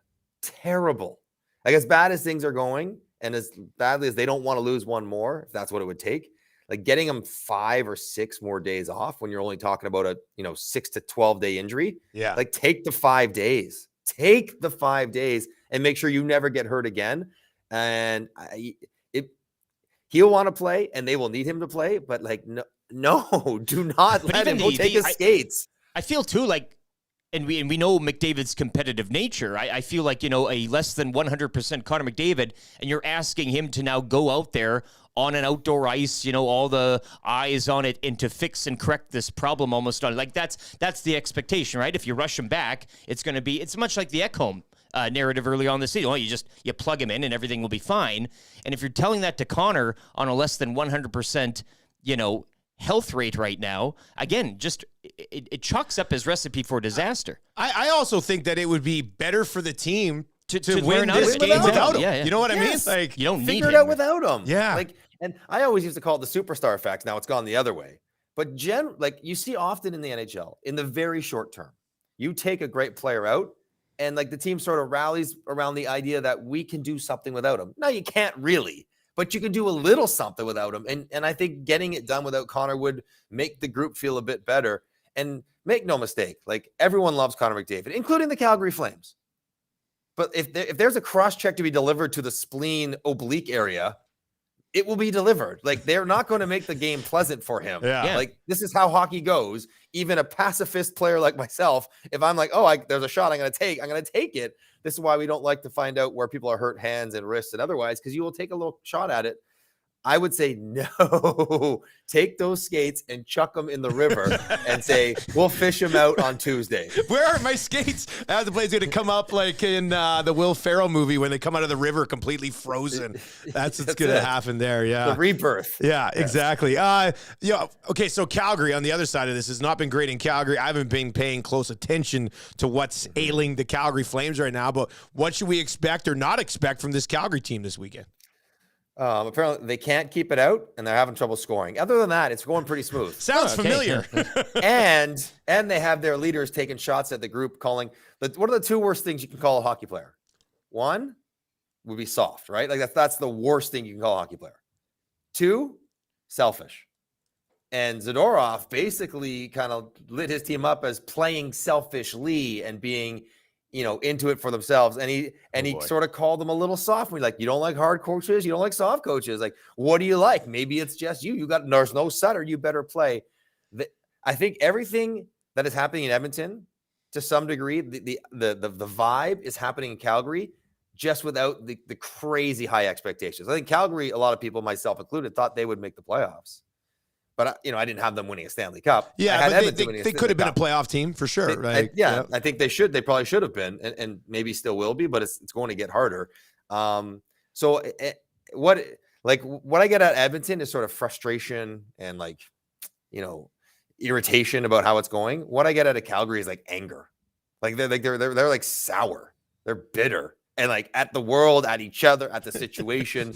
And so you're going to get an ornery bunch who are as desperate as Edmonton to get a win, which will make an outdoor game. I was going to say, have we ever had an outdoor game this early in the season where two teams who think they are supposed to be good are struggling this much? It's a really interesting recipe for what kind of game. We've never seen a super chippy, physical, greasy game outdoors. It's not like that. This sets up for one. It is. Yeah. I hope so. Yeah, this sets up for one nicely. I can't wait for that. Mike Johnson with us on the show this morning. I don't know if it's just because I'm a D-Gen and we obviously have a huge partnership with Coolbet here, but I just want so many more details on this Pinto thing. Like when they say he basically negotiated this 41-game suspension and nothing that he did was tied to the National Hockey League, I go, okay, well, then tell me what he was doing. It's such a weird spot nowadays when you do see, the league being hammered on, probably your regional broadcast and the national broadcast with Sportsnet and, the CFL broadcasts that we do. It's everywhere in the world of sports. And then you see this come out and say, well, he wasn't betting on the NHL or maybe it was through a third party or whatever. There has to be so much more to this story. I already want a documentary. It was just announced yesterday. Yeah. So, okay, first off, this is the world we live in. I read this while I was grinding over my Mystic Mike picks for the night. Exactly. I read it right before I was prepping for Lock Shop yesterday. I do this every pregame. I do picks. Yeah. As do you. This is the world we live in. And there's nothing wrong with that. It's legal. No one's doing anything wrong. So, yes, desperate for more details. I think a couple things come to mind. One, as you mentioned, this was a negotiated settlement. So if Shane Pinto thought he was absolutely getting railroaded for something that is a very minor transgression, maybe he placed a bet on a football game in the facility or something, whatever. Are you taking half a year for that? Don't you want that day to come out public and be like, no, I'm not, let's be serious here. There's one thing that everyone will agree on. If you bet specifically on hockey, your team or otherwise, to win or to lose, that is you can give me any suspension. You give a lifetime suspension if you do that. That's how bad that is. I think everyone could kind of agree that is worth anything. If you told someone to bet for themselves or for you based on information about hockey, that is basically equivalent of betting on hockey, right? Even if it's hey, telling one of your buddies, Anton Forsberg's got a tight groin, he's playing tonight, he's really struggling, whatever. Yeah, a little insider trading, right? Right. That also is worth a massive, massive penalty, right? I think everyone could kind of agree. Both those things are the line you cannot cross. But when you read the press release and it says he never gambled on hockey, is that a semantic game where he never gambled on hockey, but somehow he was involved in some capacity with bets that were being placed on hockey? Feels like it has to be down that road. Otherwise, why would you ever agree to this half-season suspension if it was because you ran a football pool you shouldn't have, or you put a parlay on a tennis match? Like, you're allowed to do that. So, or maybe you accessed an American betting account when you're in Canada. Like, okay, maybe that's against the law, but is that worth half a year? I don't know what all the rules are, but it feels as though the fact that it was negotiated, there has to be something involved in hockey. It has to involve hockey in some capacity. And maybe he thought it was as innocent as saying, his buddy, Dusty, you call me. Oh no, we lost him. Just as he said, I was going to call him. He wants to be your friend too. I was going to say, what do we have some insider information here? Like that would be, There, let's get him back. We got you back. So I was going to call you and tell you what was If I'm going to call you and say, hey, bet on Vegas. They're a wagon right now. Yeah. I've heard that my buddy from university is on fire. Tage Thompson's struggling. He's been sick at home. Whatever it is. And you bet $100. Like, not for me, but just for yourself. That is also completely over the line and inappropriate. Now, I can see a player doing that and thinking, it's no big deal. I got my buddy $50. He may win, he may not. Whatever. We're having a conversation. But it feels it has to be involved in hockey. Otherwise, it wouldn't be as much as it is. And talk about whatever leverage he had and whatever goodwill he had in Ottawa, people chanting his name, we want you back. Ruh-roh. I'm taking whatever the league minimum contract is. He might be on a 2-way contract whenever he comes back, and just park it, play half the year, try to do well. Hopefully the team's doing well, and put it all behind him. I'm not if he didn't bet on hockey and he didn't directly sort of tell people what to do betting on hockey, if it's just gambling stuff, I don't think anyone gambling addiction, gambling problems, those are serious problems. But I don't think anyone's going to care if Shane Pinto bets a lot on basketball or he was on the Bucks minus 5.5 last night. Who cares? Right. They didn't cover, but exactly. Mike, before I let you go, we were cracking some 1991 Upper Deck cards before you rolled in. What was your 91 rookie card? You remember your rookie card? What year was your rookie card? I appeared at the tail end of 97. So they got you into that next set when you really hadn't played much yet, right? I have no idea. I have no idea what my rookie card might be. You have no idea what your rookie card is? You don't have a copy of your rookie card?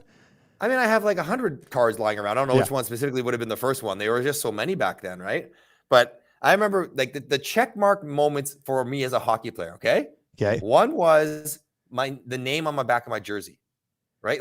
That never happened in minor hockey. It happens now in minor hockey, but growing up, that never happened. So that happened first time for me at university. I'm like, that's awesome.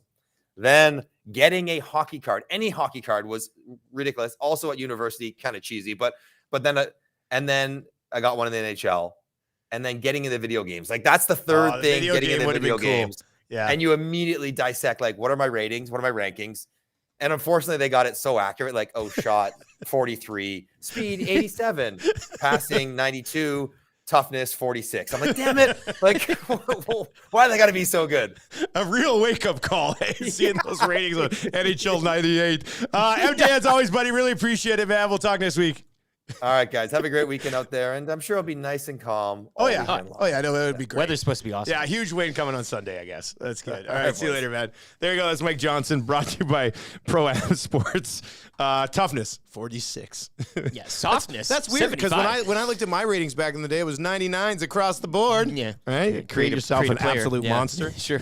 MJ, brought to you by Pro-Am Sports, your go-to source for the new Oilers Heritage Classic gear, from jerseys and hats and everything in between. They've got you covered. Maybe you were listening to that conversation with MJ on TuneIn, because we are on TuneIn radio app now. Many of you are already enjoying it this morning, and let us know if it does make it way easier than just listening on the website, and we can continue to pass that along to some of our partners, which is nice. You might as well go to Pro-Am today and treat yourself to a little retail therapy. I think that's after a big any loss, really, and heading into a weekend, a Heritage Classic weekend. Go buy yourself some stuff, load up on some gear. Why not? It'll make you feel better. You buy things after the loss, you'll feel better. You feel better. There's no doubt about that. It'll certainly make you feel better. All right, you know what else will make you feel better? This comes in via request today. as a guy who played the most games in his career called it quits yesterday after 12 years. Zack Kassian retired. And my daughter, Elizabeth, was in tears last night. She loves Kassian. I probably shouldn't give out her tablet password on the show, but it ends in 44 because of Kassian. Somebody tweeted at her, me yesterday, said, you should tell her that her nickname is Muzz Kassian because she's in a cast right now, right? Boy. So she thought that was great too. So, peak Kassian here with the goal song. That was some of the best times. Like Kassian in the playoffs, in his prime, focused on the game. Going absolutely just nuts out there. Bonkers. They should have inducted him last night. But also that would have been nice on his contributing, retirement. right? Put him in there. Right? What this team needs. So it was a tough day yesterday for the Muzz, and I'm sure many of you who are Kassian fans. So let's play the Kassian goal song one more time for my little girl, Elizabeth. It is a banger. That's right. What are we talking about here?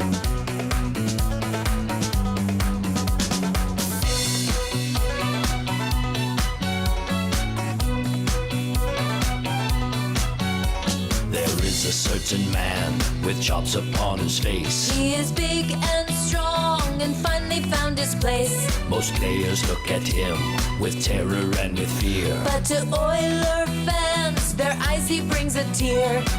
He can skate about 100 miles per hour, full of anger and fire.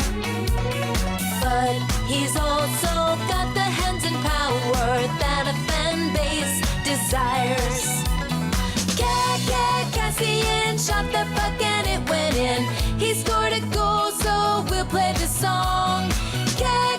Kassian, he's missing teeth when he grins. He'll beat you up if you do him wrong.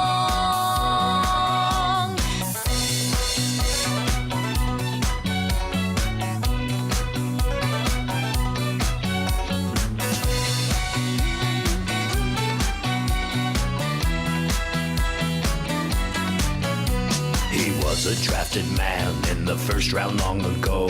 He went to Vancouver from Buffalo. He landed with the Habs, but never played a game. His career got on track, went to Edmonton he came. The Oilers got him in a trade for Scrivens. Now he's a leader of the pack.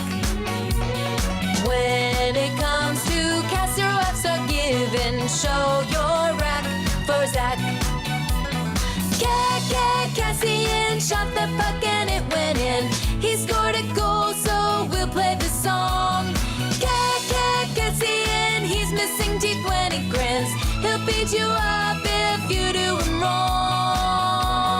Oh, that hits.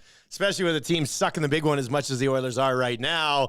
Dan is in it. Says, remember that time Kassian blew that guy up and then turned around and threw his gloves off and just waited for a fight? Kassian played with an edge that nobody on this team, like Kane plays with an edge, but Kassian played with like a crazy factor, right? There was that look in his eyes that nobody on this team can come remotely close to touching. Yeah, it's worth explaining, but if you witnessed any part of it, even for a brief second, you don't need an explanation, right? Like you've got that that image is cemented into your brain. As far as goal songs go, and if you are a Nasty Club member, you have access to all of them inside the Nasty Club. Check out the Nasty Club. You sign up, get some merch, support the crew at edmontonsportstalk.com. As far as goal songs go, I'm pretty sure the Kassian goal song made a couple of deep runs in the Tournament of Sound back on the day. And we'll probably have a Tournament of Sound popping up here at some point at Edmonton Sports Talk as well, and Scalding Hot Takes and Nielsen Show drafts. There's still many things that we can factor into the new shows here as we continue to get settled in now on TuneIn, if you've not yet checked that out. But this probably works its way into top 5 goal song for sure. Yeah, top 5. There's always, we sure. built this Smitty. It's a Hall of Fame clip. That and the Encarnacion home run song, Hall of Famers. I personally love the Ryan Strome song. Somebody in the Nasty Chat was like, the Josh Archibald song is right up there too. Well, all these songs too were not. I mean, it's not like these players were perennial. However many goals scored. It's not like they were scoring every second night. I mean, I think that's maybe why these songs hold such a dear spot in our hearts is it was such a treat every once in a while to get these things played. Yeah, right? Like, it was real. Yeah, the even rare... the Mr. Talbotto shutout song. Like, I mean, that only, I think it got like 5 plays in total. I think we got and then we had to kind of No more scoring goals on Mr. Talbotto. Genius stuff, but no more. And Yeah, then, I mean, good. you want to talk about depth, too. Clean Costin, we had a bit of a workshop going there, and now he gone. Yeah. He would have been a nice guy to have around last night. I mean, you're just talking about players who provide some of a spark in that bottom 6. It was a good run, and it was good to see him get his life and his career on track here in Edmonton. Yes. As the song says, right? Never really got it going until he came to Edmonton, and was a big part of some relatively decent teams for the Edmonton Oilers. So 12 years for the former first-round pick. Kassian calls it a career. Gabe Lacques is going to join us in about 15 minutes. We're going to get to Cool Bet Hotline of the day coming up, but let's get to a sports update for our partners over at Park Mazda. Busy night in the world of sports last night. Let's get there right now with Lieutenant Eric.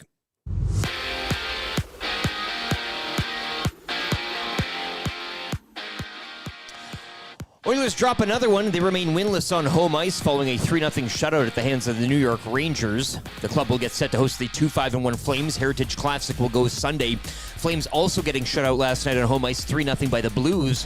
While Colorado and Boston are perfect no more, the Bruins falling in overtime to the Ducks 4-3, while the Penguins would shut out the Avalanche 4-0. Week 8 in the NFL kicking off last night. Bills hanging on to defeat the visiting Bucks 24-18. NBA action saw the Lakers over the Suns 195. Dame Lillard, 39 points in his Bucks debut.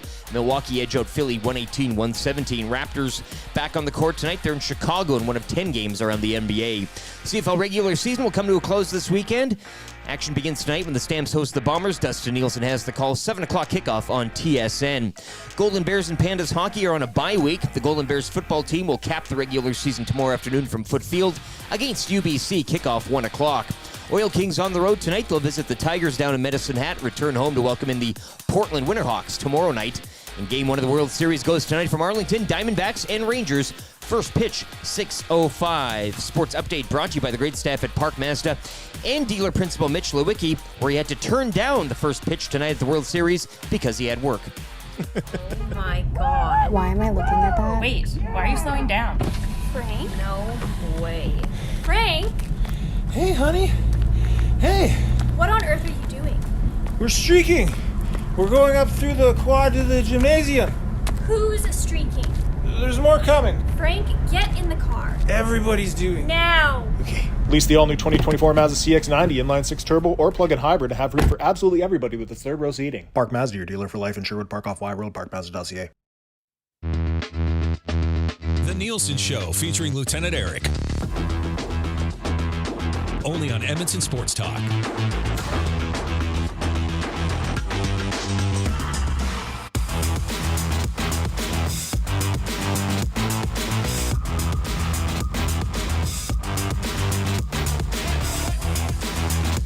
$7:32 on the Nielsen Show. Thank you very much for being here with us. This text is in the Paris Jewelers inbox, 780-218-9999. Paris Jewelers, Canadian and family-owned with 23 locations across Canada. That's our entire country. Coast to coast to coast, as That's Rod right. Black would say. Yeah, that's right. Man, Rod Black, what a beauty. This text in says, hey, you guys, you got to pay for TuneIn? No, you don't have to pay for TuneIn. Matty, you got any details on TuneIn? It's basically you can pay to avoid some ads, but there's like a pre-roll, right? Like, yeah, no, there's a premium version of TuneIn where you get ad-free, and also there is premium products you can get on TuneIn. So if you're interested in, I believe baseball is one of the things, but also Premier League action, they have some live sports, and some other programming that is just completely commercial-free, and then anything else, it's ad-free. You can get that with the premium product, but just like YouTube, there's the regular version and the premium version. We are on that regular version where you get us for free. It's just every time you click play, there will be a little bit of a pre-roll that goes, and that's just something that's part of our agreement with TuneIn as well. And then you listen to us, and it's all free from there. So for us on TuneIn, it's completely free. Just find it, TuneIn radio app. Just go on your phone. Just tune in. Just tune it. Just tune in. Just tune in. It's funny. If you go to the website, it does say TuneIn Radio. They're I think officially branded as TuneIn. Really? Yes. Well, branded however the hell I want. Just kidding. Just download the TuneIn app. I like saying radio because it drives all the radio stations nuts. That's my main reason behind that, to be totally transparent, like our great partners at Coolbet. Guys, TuneIn makes it possible to listen and not lose my mind every time I take a phone call in my vehicle. A text comes in from big phone call vehicle guy. But you're right. It does make it a little bit smoother. Lieutenant Eric says 200 likes by 8 o'clock, and I'll do beer of the week topless. Hey, show your act for Zach, right? I mean, if there would be a day, this would be you the got day. an hour still, buddy. It's probably going to happen, eh? That's probably going to happen. Yeah, that's good. Dusty Macramala just did a post about the Pinto suspension. Yeah, but can we trust Macramala? He's as sketchy as they come.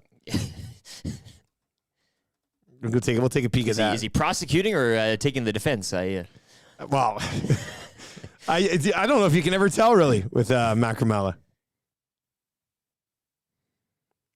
If Pinto's account was used by a third party to place bets, and given that NHL players are only precluded from betting on the NHL, it stands to reason that the third party bet on hockey. The NHL may have tried to figure out if it went beyond that. It's just a theory. If Pinto did not bet on hockey, then he should say so. Otherwise, this will follow him. His settlement, however, may be bound by confidentiality. He also would add, the league's lack of clarity on Shane Pinto is just resulting in a lot of speculation with no end in sight. Perhaps full transparency will put this to bed. In any event, the truth will eventually come out. Yeah, this to me is like a kind of a classic NHL modern day story, isn't it? A lot of confusion. Nobody really has answers. It's got us all talking, and we're not really going anywhere with this. In 41 games. 41 games is a lot. We can have this fun game. In a violent sport. If he wasn't betting on hockey, what was Pinto betting on? Text us, 780-218-9999. Hit this on Twitter a little bit yesterday. I think it would be better now with you in the Nasty Chat and those of you listening, whether you're at EdmontonSportsTalk.com on our Listen Live page or on the TuneIn app. This morning, backgammon games at the Century Casino Sports Bar and Lounge, eh? Oh, yes, I like that. That paired with the Caliente Greyhound Racing Track, I mean, that's... how could you resist? This could get you in the mix for text of the day for A&W. Sheldon came by, picked up his gift certificate yesterday. Had a nice chat with Sheldon, not in a white garbage truck. Dropped off a little gift for the old station area. Dropped off an old Edmonton Eskimos helmet. A for Rydell the brand. office. Yeah, that's beautiful. It's sitting right there, isn't it? Yeah. Yeah, it's really nice. Win text of the day, and they get you come by the offices and say hi to everybody. For A&W, you get a $20 gift card there. Go get there on those Crunch-tastic chicken sandwiches at A&W. Drive-thrus, for the most part, open 24 hours a day. We will get into our Coolbet hotline right away. We're at 114 likes. 200 prior to Beer of the Week. Lieutenant Eric's going to be taking that shirt off. Well, no, I said by 8. Oh, he said by 8. Oh, I thought you said, okay. No. Oh, that would be tight. Just want to get this on the record. That'll be a tight window here. right there. Only 23 minutes. Clint is in and says, the tune-in is great, but the website works perfectly. Yeah, it depends. Some people just had website issues on their phone when they were streaming. So more we options, think tune more in will flavors. help. So Surveyor Brett's in and says, tune in, more like tune win. He's been on fire at the Paris Jewelers inbox this morning. I think he's at Edmonton Oilers instein of Edmonton Oilers. Oh, man, he's really killing it today. Oh, he's all over the place. He's really killing it. What else was Shane Pinto betting on? 780-218-9999. TuneIn Radio is also the exclusive home of Garth Brooks' own radio station. Garth has a station on TuneIn, which is kind of a roundabout way of how we got connected with TuneIn as well. Should we tell that story, Manny? It's kind of we know a guy. Oh, have we mentioned it before? I've mentioned it on the Hangout. Oh, sorry, I don't listen. Just kidding. I do listen. And I listen on TuneIn. I listened, when did it launch? It wasn't until after Hangout yesterday, right? I think I listened to Hangout yesterday when I was driving around. No, I sent the text during Hangout. Nobody saw my text. Oh, yeah. No, because it never sent. Yeah, that's right. It sent twice. It sent. Well, we didn't get it the first time. Anyway, we know a guy who works with Garth Brooks, and Garth Brooks has a big relationship with TuneIn, and that guy got us in touch with TuneIn, and this is why you continue to develop great relationships with people you work with. Yada, yada, yada. You have Chris Gaines' phone number. That's kind of how this all, Yada, yada, yada. Personal Next line. week on the Achy Breaky podcast, we dive into Chris Gaines. Guys, I heard that Pinto was betting on who Renee's father was. That's a good one. Pinto was betting daily on when T-Biscuit would show up to work. That's a good one as well. I like this Renee father one. 780-218-9999. I'm going to notepad this one. I'm going to notepad That's going to go in the... Put her on the notepad. I'm putting it on a notepad file. You know it's real. Notepad file is going to get it. That's a nice one. So keep those rolling in. What do you... Shanzi says, listening to y'all on TuneIn on my smart speaker, game change. It is a game changer. Game change. 100% a game changer. Somebody said Sonos. I don't even know what Sonos is. They're like, oh my God, I can Sonos this. I'm like, There you cool. go. What's Of course. Sonos? Alexa, all those fun things. I don't know if it would work right now. Hey, Alexa, play Edmonton Sports Talk on TuneIn. We don't have an Alexa around here, but I'm wondering if it picked up for somebody. Right? And It'd be started funny playing. if she, like, out of the storage closet. Yes, Dustin. This is wild. All right, let's get into your cool bet hotline of the day today in honor of Shane Pinto doing something obviously legendary and getting suspended for 41 games, agreeing to a 41 suspension. Let's go where we always go, and that is to Mr. Lean in the dark corner on the other side of the studio. Mr. Lean, what are you looking at tonight, buddy? Looking at tomorrow. Oh, looking ahead. You're going University of Alberta Golden Bears. Golden Bears, UBC Yes. battle for first in the Canada West regular season. I'm not looking at either a team winning or losing in this one. It's going to be a tough game. Well, the Bears are the favorite at home, minus 149. But this is going to be tough. Oh, It's it not should gonna be. I mean, they are awesome. They have a 2.5 point. They're minus 2.5 on the point spread. I'm actually just looking straight up on the over-under. It's 47.5 points. Now, I know it's a little bit colder. I know there's going to be some wind tomorrow, but when these two teams met, they got 46 points between the two of them in the first half. Mr. Lean is going So over. when I'm seeing 47.5, these two teams could put up points. These two teams can score points. And I think at minus 114, the over 47.5 tomorrow at Foot Fields is the way to go. 2 degrees, cloudy.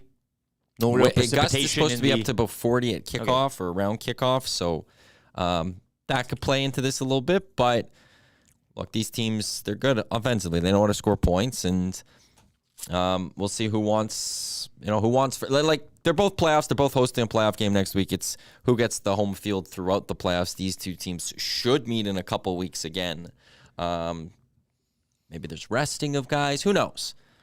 So I'm just going to go with the over-under. Mr. Lean taking the over in the Golden Bears UBC T-Birds game tomorrow afternoon. I don't know if there's anything better than trying to figure out a wager for a CFL game that means absolutely nothing. Week 21. Yes. This is a week strange 21. old week. And eh? before you say it, oh, no, all CFL games mean nothing. Guess what? There's a lot of NFL games over the final couple of weeks that don't have anything on the line either. So just pump your brakes. Pump your brakes, haters, and tune in tonight. And see, we averaged over 500,000 viewers per game last week, and a few of those games didn't even really mean anything either. So people are watching the Canadian Football League. Younger people are watching the Canadian Football League, and I think it's because we've now added 2 really good CFL fantasy leagues involved in this show. I think it's really starting to drive people in there. Somebody said that's what Pinto was betting on. Which league was better, the Dunya or the Cavis Reed Fantasy Football League of Adult Things? I mean, and it's tight. It's like a pick'em, basically, at this point, right, boys? I think it's about a pick'em. You guys are probably like a minus 118. We're a plus money dog, yeah? All right, Winnipeg Blue Bombers on the road in Calgary tonight. 2.5-point favorites. The total in this game is 46.5. The Bombers are minus 152 on the money line. Let me lay out some theories They've here. got this thing, like this is wrapped. The Bombers don't need to do anything tonight. They just need to kind of get out with a Nobody needs to do anything clean really bill of tonight. health. But Calgary need to. Well, that's the thing. Calgary, I was talking to Dickinson yesterday, and this is not breaking news by any stretch of the imagination, but he wanted to dress his full lineup. I said to him, how do you manage, because Calgary's still trying to find their bloody game. Bombers are home free. Bombers are locked in. Calgary's home free, locked in too, and they just beat BC, and they have to go back out to BC next week for the West semifinal. I'm looking forward to calling that one. But Winnipeg is basically resting their entire defensive line. Stanley Bryant's not playing. Nick Dembski's not playing. The only hesitation I have here to be on the Bombers would be that Drew Brown's been a stud. Yeah. Whenever Drew Brown gets an opportunity, Drew Brown lights it up. He's got 7 touchdowns and no picks this year and has a completion percentage of like 68%. So this could be your classic Drew Brown game. But I do think Calgary, I don't think Cam Judge isn't playing. Begelton's not playing. Kadeem Carey's not playing. But that means Dedrick Mills is playing. And Brady Oliveira, I would think, probably gets to 2,000 yards. And then that's it for him as well. So I think we get on Calgary here as a 2.5-point home dog. As I think Calgary, they need this game. It's weird to say, but from a confidence perspective, now, will it make a huge difference because they're going to know the Bombers aren't dressing anywhere close to an actual roster. But I do think this would be important for Calgary to say, like, down the stretch, no matter what the rosters were, you went into BC and beat them. Psychologically, and then you beat Winnipeg as well. Just like for this weird. So I know Calgary wants this thing. I don't know, Winnipeg doesn't want to lose, but I don't know. I think this is a game where Dedrick Mills and Dedrick Mills is a really good running back. He should be starting on a lot of teams in the Canadian Football League. So I'm going to get on Calgary here, plus 2.5 tonight. Yep. At home against the Winnipeg Blue Bombers. Pretty good weather evening. No precipitation. What is the Mix temperature? of sun and cloud. I brought -4. toques and gloves and stuff. It says -4, kind of -4. dipping down, probably like -7 this That's not too bad. We'll see what the wind chill is. Up in the booth at McMahon, you're just like smack dab right in the middle of the wind. So hopefully the wind's not too bad tonight. But yeah, that'll be your cool bet hotline of the day. Calgary Stampeders taking this game possibly from a roster perspective a little more seriously. Like Jake Mayer starting this game. I'm not too sure how long it is. Does Jake Mayer play a good chunk of this game? Maybe. They got into the playoffs kind of like that Travolta gift where he's standing around and pointing, like not kind of knowing why Nobody he's else there. wants this? They need to figure out why they're here and where they are. And I think tonight would go along. You're right. I mean, that's nothing against the Bombers and Drew Brown, but they need to. It's playoff slate right now, in a sense. I'm such a sick puppy. I was waiting all week to see these lines pop up over at Cool Bet. So if you want to bet on Week 21 CFL, we got you. Cool Bet hotline of the day. Calgary Stampeders maybe taking it a little bit more seriously. Who knows? Maybe the Bombers win by 30. But I think there's the story here behind the Stamps that would help them in this game. So we'll take them at plus 2.5. We are going to set up, I believe they call it the World Series of Baseball. The Diamondbacks and the Texas Rangers. American League versus National League. Yeah, that's what it is. The two separate leagues, they merge together. Yeah, it's actually two leagues going against each other. It's two different baseball leagues. We're going to try to connect with Gabe Lacques. We'll see. He's with USA Today. I think Maddie was even having some phone issues. But let's try. Let's bring in Gabe Lacques today to talk some World Series. Gabe, how you doing, man? Top of the morning. How you guys doing? We are doing just fine as well. Are you excited for the Diamondbacks and the Rangers? Man, I tell you what, this is a ball enthusiast World Series in that if you really don't follow or like the sport, you may not be into it, you know, and I get that, you know, it's a tough sell for casuals probably, but it's going to be a good series. I mean, it may take a minute for a narrative to sort of emerge, but I think, you know, there's a lot of talented young players on the field, and I think it's going to be interesting. It just might take a moment to develop a vibe. What's the better story here? Like these upstart Diamondbacks or the Texas Rangers being powered by Creed to get to where they are right now? Gosh. Neither. Just because don't tell Torey Lavello this. Don't play him this interview. But I still somewhat doubt the Diamondbacks, and maybe I just need to see them in person to believe it. I've been more on the Rangers this ALCS. The Creed thing is funny. I've never seen anything like it because it's kind of just like, okay, so Andrew Haney mentioned it to one of their radio guys. The radio guy tweeted it. It got a life of its own.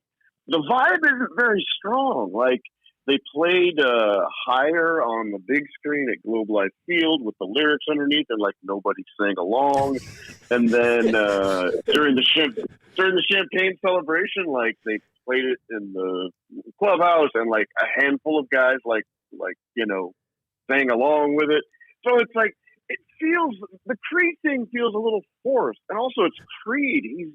I say he like it's one human. He's terrible. You know, their music's so terrible. So, like, it's a bit of a drag, you know? So I don't know. We'll see. Maybe people will be more into Creed when I'm sure they'll do it again. Tonight when maybe they'll play the song again. So we'll see if it's a little more of a whoop-de-doo. But yeah, I'm a little ambivalent on that. But hey, if you're down with it, I'm not here to hate for sure. Gabe, we're talking about the fun here, obviously up in Canada too. It's Jays are out and people's interest drops significantly. But whether it's Creed with the Rangers or Chris Mad Dog Russo betting against the Diamondbacks, the funness aside and everything, you mentioned narratives. What do you see the narrative kind of developing in this series with these two clubs and the paths they both taken to get here? Yeah, I guess pitching still kind of rules in a sense. Every year we kind of chop up, bullpenning or 3 times around the order or whatever.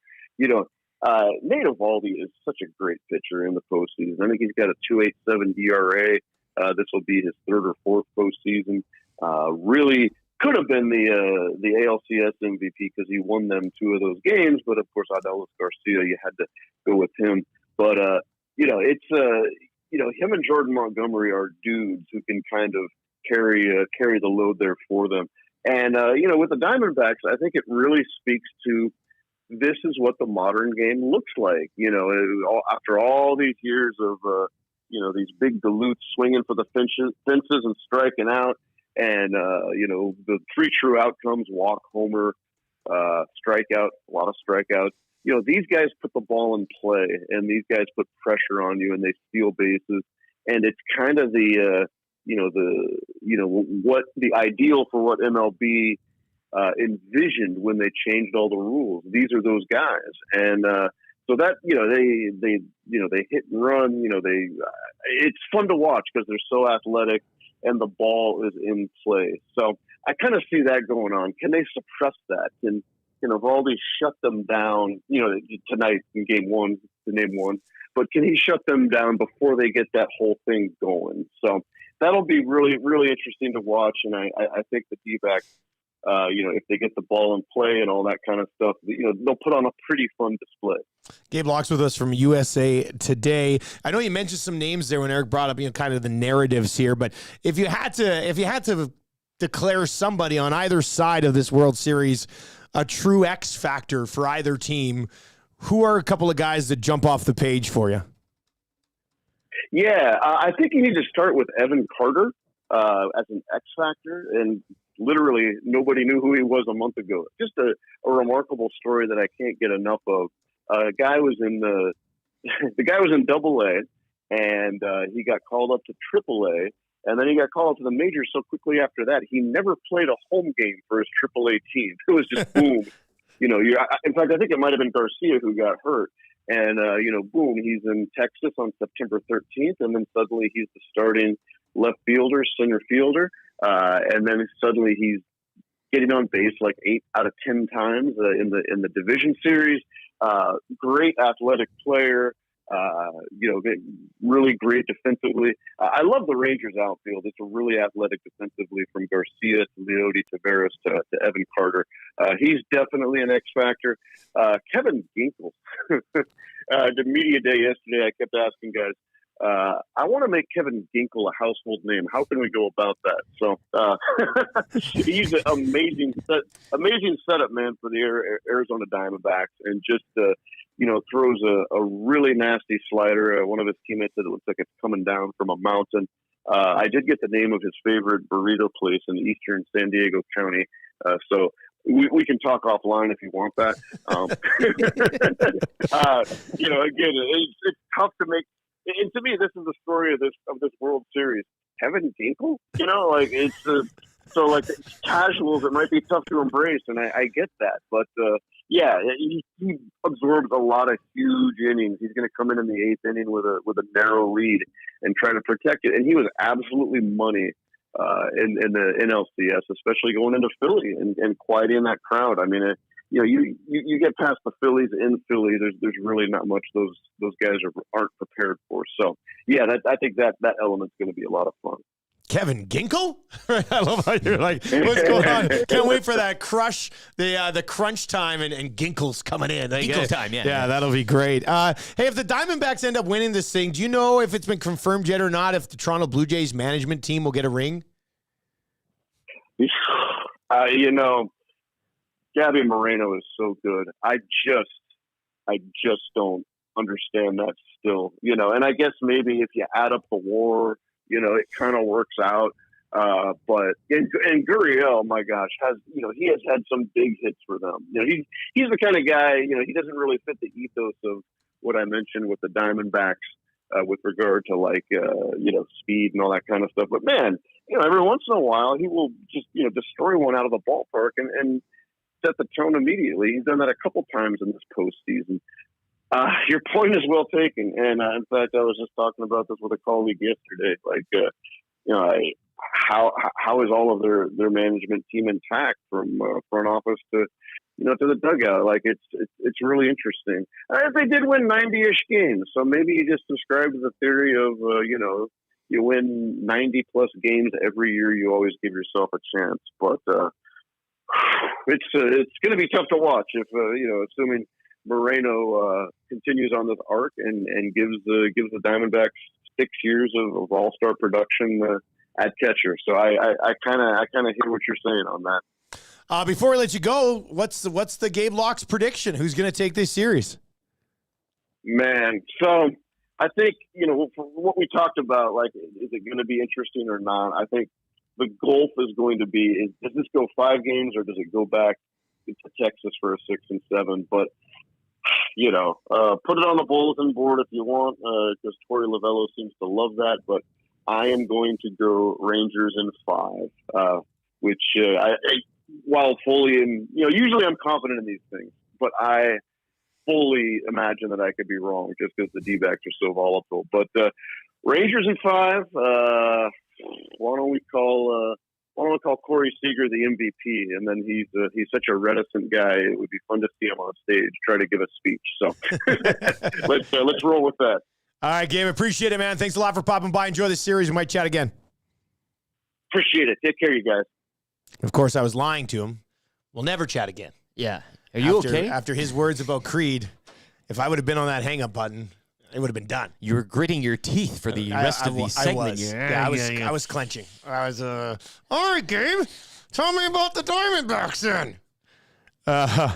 The nerve. Now, I don't know if we ever really had him on Tuesdays. He might not have been aware of the hilarious bit that we ran for over a decade. But actually, you're right. That's probably the case. And a big Will Fraser guest as well. He big Fraser guy. Back in the day. And I think Fraser always blew out the Creed. I like how he did refer to Creed as one single individual. Yeah. That was a kind of a neat way of this Creed guy isn't even that good going about them. Holy smokes! It powered the Texas Rangers to a likely World Series. Talks trash about Creed, then picks the Rangers in 5, like nothing I've ever seen before. I don't mind that. And then Arizona, obviously, he said winning 2 in Philly. That's no slouch. So you never know what they could do. I don't mind the World Series, Rangers and Snakes. I like it. I like the chaos. That was the World Series of Baseball that we were previewing for all of you, in case you were wondering who are the Diamondbacks and can they keep the puck out of the Oilers' net, if that's what you were thinking. Lots of good text messages on our new availability on TuneIn. There's I like this one from Harry Manback. Well job, boys.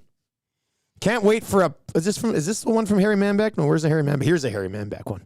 Glad you guys are on TuneIn. Now when I'm wasting my life gaming at 6 a.m., I can be streaming you guys through the console at the same time. You can basically get TuneIn everywhere. A lot of vehicles, I think. What I've been told is that I believe there are new vehicles are coming with TuneIn actually already on the console. I'll use Apple CarPlay and listen to it that way when I'm driving. I'm very excited today because I'm driving down to Calgary right after our show this morning. And I'll be listening to The Hangout and the Boys in the Lock Shop and the Oil Stream on TuneIn. In your rent-a-car. In my rent-a-car, which they sent me back to the place that I almost burnt down glossing over a couple of weeks ago. But I rolled in there yesterday, and I It wasn't my choice. Bell books the car rental, and they're like, "Hey, we're going back to that Enterprise." And I was just like, "Oh, I guess it was Enterprise." Anyway, so I rolled back in there yesterday, and I was very kind. The same two guys who were there that pissed me off that they were there. I don't know if they remembered me. They might have remembered me. They see people all the time, but clear heads. You've had some time. I was just like, "Hey, you boys, both had some separation. How's it going?" Yeah. And when they actually said that they had a vehicle that I reserved there, I was like, "Oh, this is great." And then actually one of the guys in the ultimate like bounce back for a business, I'm going through the vehicle with one guy. Another guy comes over and goes, "Hey, are you the Dustin Nielson?" And I was just like, "No." Yes. He goes, "Yeah, I thought, like, I saw Bell Media and Dustin Nielson."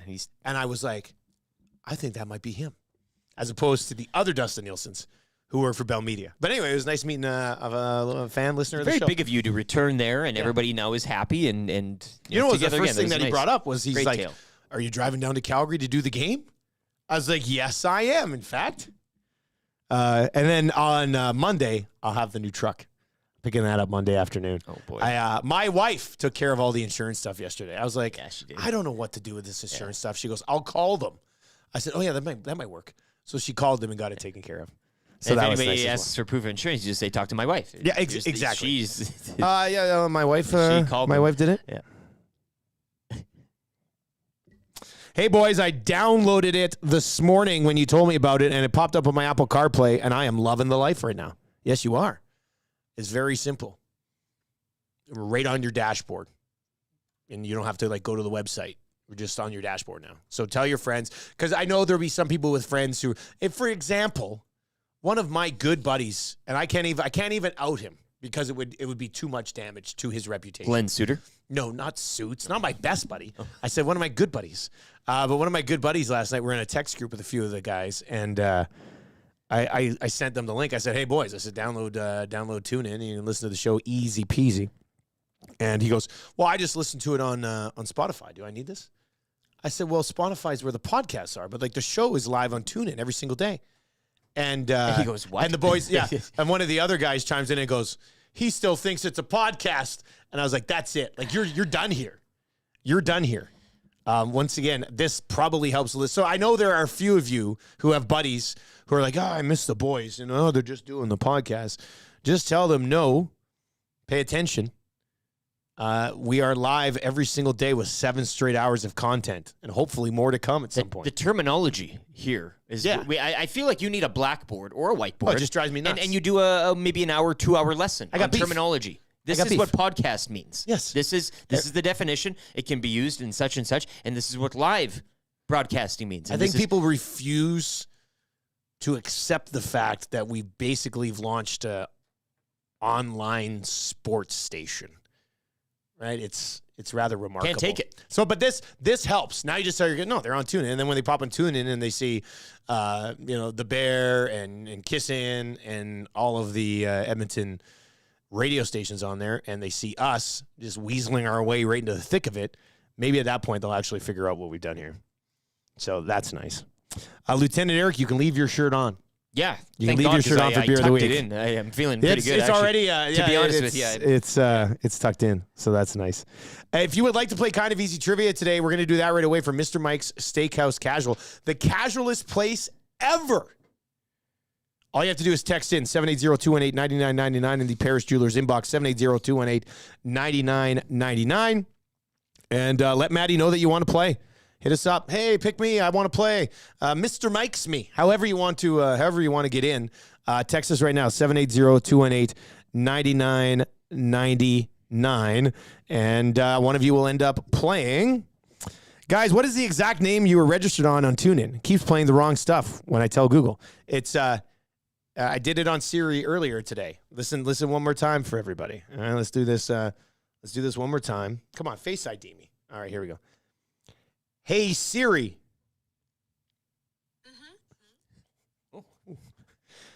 Play Edmonton Sports Talk on TuneIn.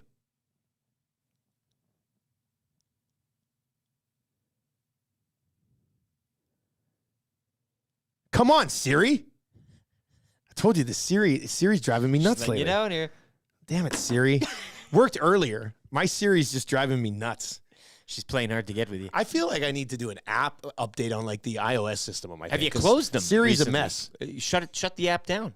Shut what app down? Well, you can shut it. Close them. Yeah. Like close to it? Just give it a close.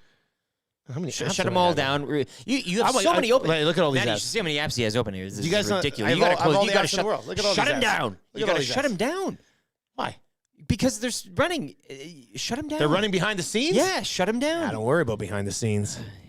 Guys, add it to my favorites. Tesla's go-to. Yeah, exactly. Pretty much wherever you get it, we are on your dashboard. All you need is the TuneIn app. It's a nice day.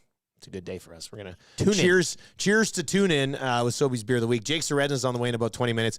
If you want to play kind of easy trivia today, one more time, hit us up, 780-218-9999, and play to Mr. Lean here and see if you can get in today. And we will go there. Coming up next, let's get to a sports update for United Sport and Cycle. Lieutenant Eric's got you covered on that front right now.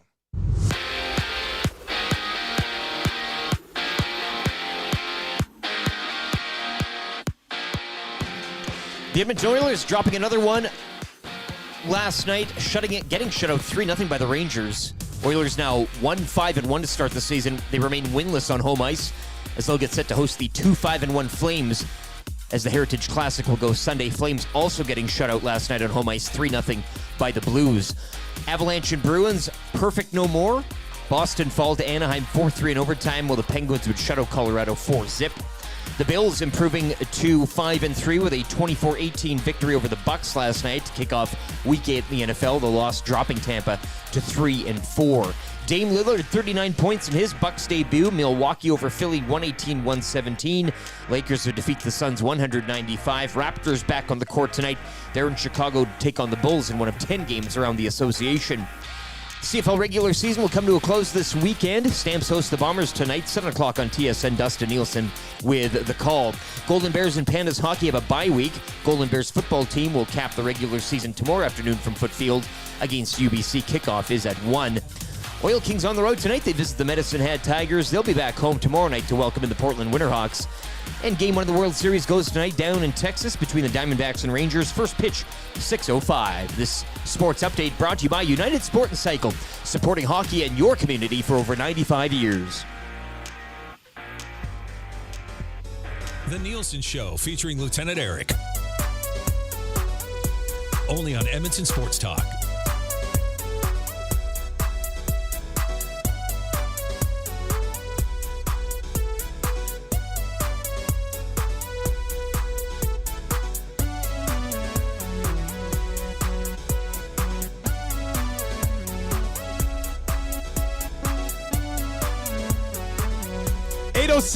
With the AM Nasty. Thank you very much for being here. And hey, in case you missed it, now on TuneIn. I don't know how many more times we have to mention that, but we will. This one is in from Corn Dog. What the hell? I'm looking in the Nasty chat this morning. Corn Dog Joel, formerly known as Tuna Melt. Oh. Why did Tuna Melt change his name? Tuna Melt was a great handle, man. He goes, let's get a crowd-funded billboard going. Got to be one on Stony Plain Road needing a little update. Let's just sit tight on that one for now. Let's just sit on tight on that one for now. Although the location would be nice. See what we can work out. You know, people driving down there and the old, and then be Yeah, like, hello, here we are. Surprise! There's nothing Weasel wrong our with way that, back right? up onto that billboard on the free corner world. of 184th and Stony Plain Road. Hey, we can dream, I guess. Jake Ceresna coming up. Sobeys and Safeway Liquor Beer of the Week. Mac Morales texted me and said if we want him today, he can hop in quickly on Pinto. We'll see if we can find some time here. It's pretty jam-packed. Maddie's just shaking his head. There's no time. He's right. There's no time. Sorry, Mac Morales. There's just no time. We did read your tweet, though. So that was nice. That's as good as having him on. You read his report. You credited him. Yeah. I mean, it's EST legal analyst and guy who was Shane Pinto's third-party bettor, Eric Macramella. You'll have more on this on the offside, right? Yeah, of course. All right, so Ceresna's coming up, and then Sobeys and Safeway Liquor Beer of the Week as well. 3 questions too many. If you have any questions for 3 questions too many, you can submit those to the Paris Jewelers inbox at 780-218-9999. Kind of easy trivia today, brought to you by Mr. Mike's Steakhouse Casual, the casualest place ever in the Hampton Inn on the corner of 137th Ave and Mark Messier Trail. The Sirloin Bites. to die for. We need a good sirloin bite drop off here at some point. Hey, like around 11. You guys just be finishing up hangout. You and YouTube Trev probably starving. I can crush your food on the lock shop. Yeah, the beer of the week slowly getting drank. That'd be nice too. Brand new location out in Fort Sask as well. You know the surprise I was promising a little bit earlier on? I did get an email saying the surprise is on its way. So the Stripogram is on its way. Little late, hey? Who's playing today, Maddie? Krager. Krager is going to play today. Krager or Gregor? Krager? All right, Krager. Let's go to Krager. Needs to get 3 out of 5 correct to give us a big-time bounce back. I hope this doesn't end up being the Oilers losing 8-1 to the Canucks, and then we're expecting the bounce back, and then they lose to the Canucks again. You're Casey DeSmith. Oh, that would suck the big one. All right, let's bring in Krager this morning. Krager, you ready to go, man? I'm ready to go, man. All right, you just need 3 of 5 correct to get your hands on that gift certificate to Mr. Mike's. Here we go. Which team won the NFL Thursday Nighter? That would have been the Bills. What sport does Damian Lillard play? Basketball. Did the Oilers win last night? Absolutely not. What position did Charlie Huddy play? Defense. Which stadium do the Oilers play in on Sunday? It doesn't matter. Bouchard sucks at D. Okay, we're back. Officially back on track. My name is Julius, and I'm your twin brother. I've been looking forward to this moment my whole life. Excuse me, but I was just taking a shower. Tell me a little bit about Vincent. Was he a great athlete? Was he interested in chess and poetry? My name is Julius. My name is Julius. My name is Julius. You cannot come to my house. No, not today. You cannot come to my house. No, not today. All right, so there we go. We got the dub. Eventually. Yeah, I was very worried when it sounded like he was looking up who won the NFL Thursday Nighter. Yeah.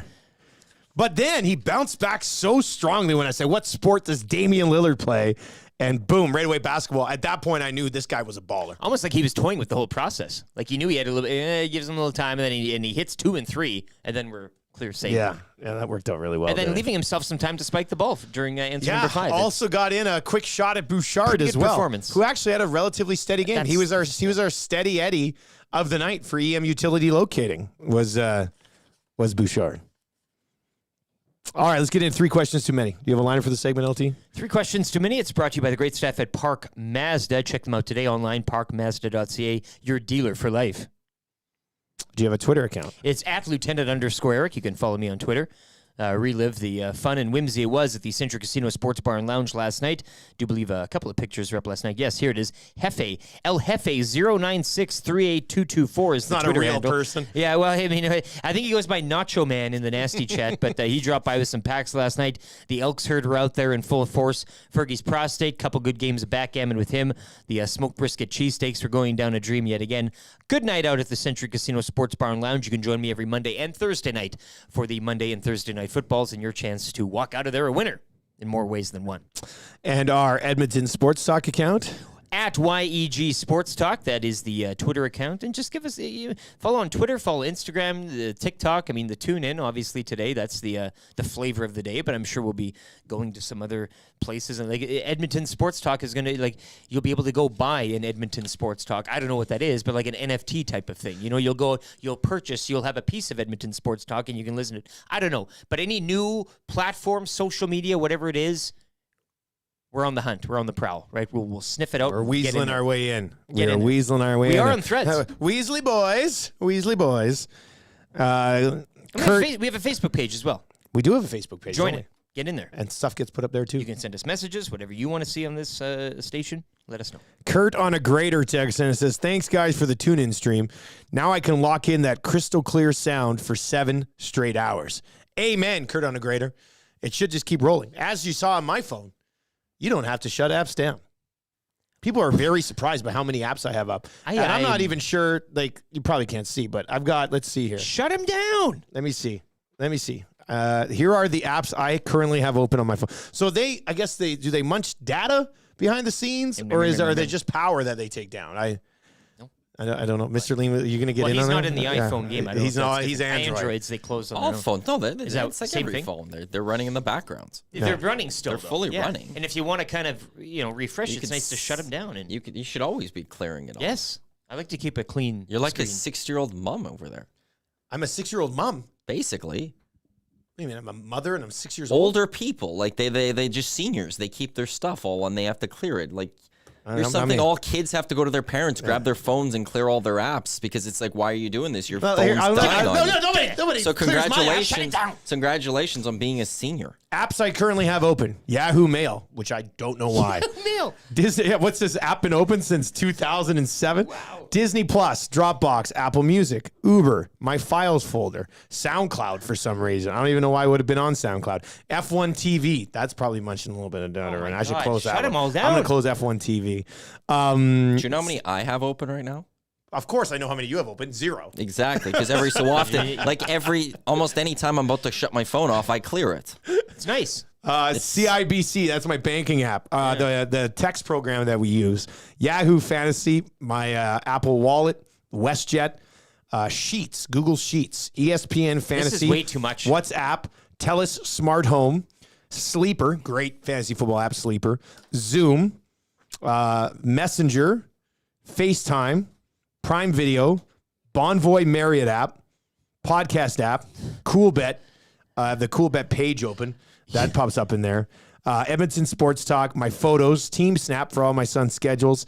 The settings app is open. Safari, my phone app, my contacts. Are there any apps you don't have?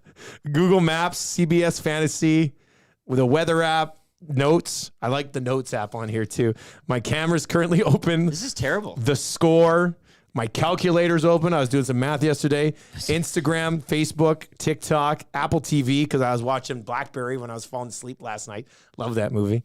The alarm clock, YouTube, Gmail, regular mail, Twitter, and my text window. Yeah, and you know that just slows down your phone. What are you talking about? Because it's running. You're running multiple programs at once. It's like imagine taking your computer and how many tabs do you have open up on your internet?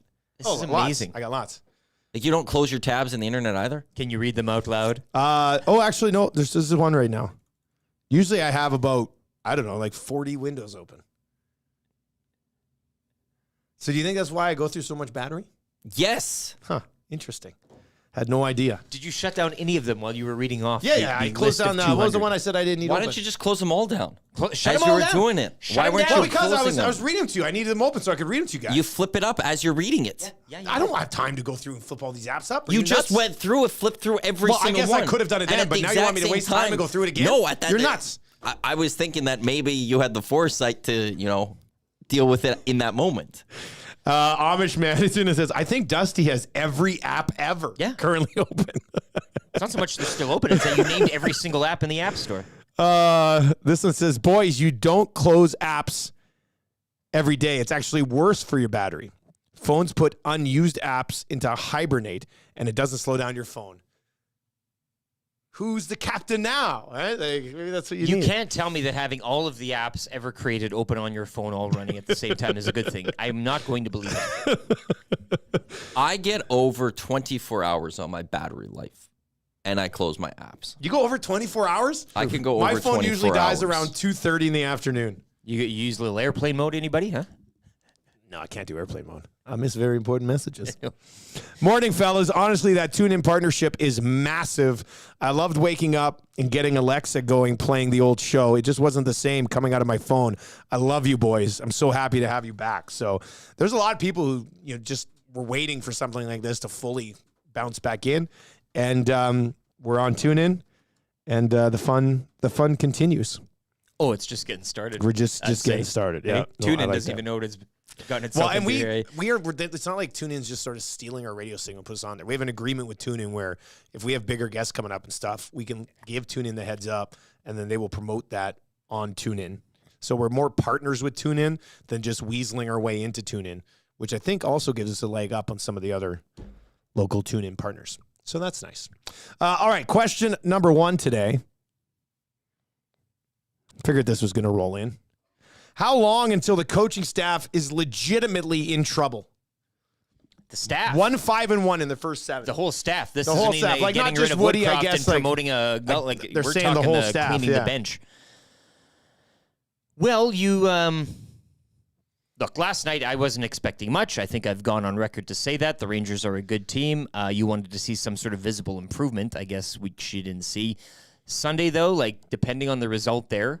And not Are you seeing serious? You think if they get No, but I'm if just they saying, get run on Sunday at well, if Commonwealth, they get run in a game like that with against a team that's in the doldrums alongside of you and a rival, and then what? Then you have some days off and you host to Dallas. then you're what? You know what'll happen if they lose? I'm not saying you're blowing out the coaching staff if Sunday things go wrong, but I'm thinking you're really cranking that thermostat up after that. No. You know what'll happen if they lose to Calgary and fall to 1-6-1 in their first 8 and lose this game at Commonwealth? What will happen, because the next game not till Thursday, there will be people online who go, you got a 3-day window, make the coaching change, People will do couple that, days yeah. of practice. You know, that's how it is. I don't think it's going to be so justified. But if you're seeing the same stuff over again, and we got to be better, and guys are making mistakes out there, and individual mistakes, and you know, it's a bit of everything. The system too isn't.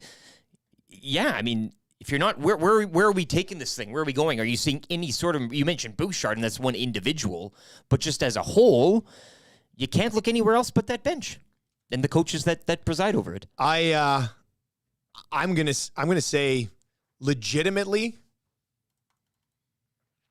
if they are second last in the conference or bottom 4 in the conference, 30 games in, then maybe the conversation. Because if they're sucking a big one Sunday, yeah, and then Thursday at home to the Stars, I mean, again, it's like this Rangers scenario where you're like, Dallas is a good team, and this Yeah. team obviously isn't where they need to be right now, so you'd expect Dallas to win again.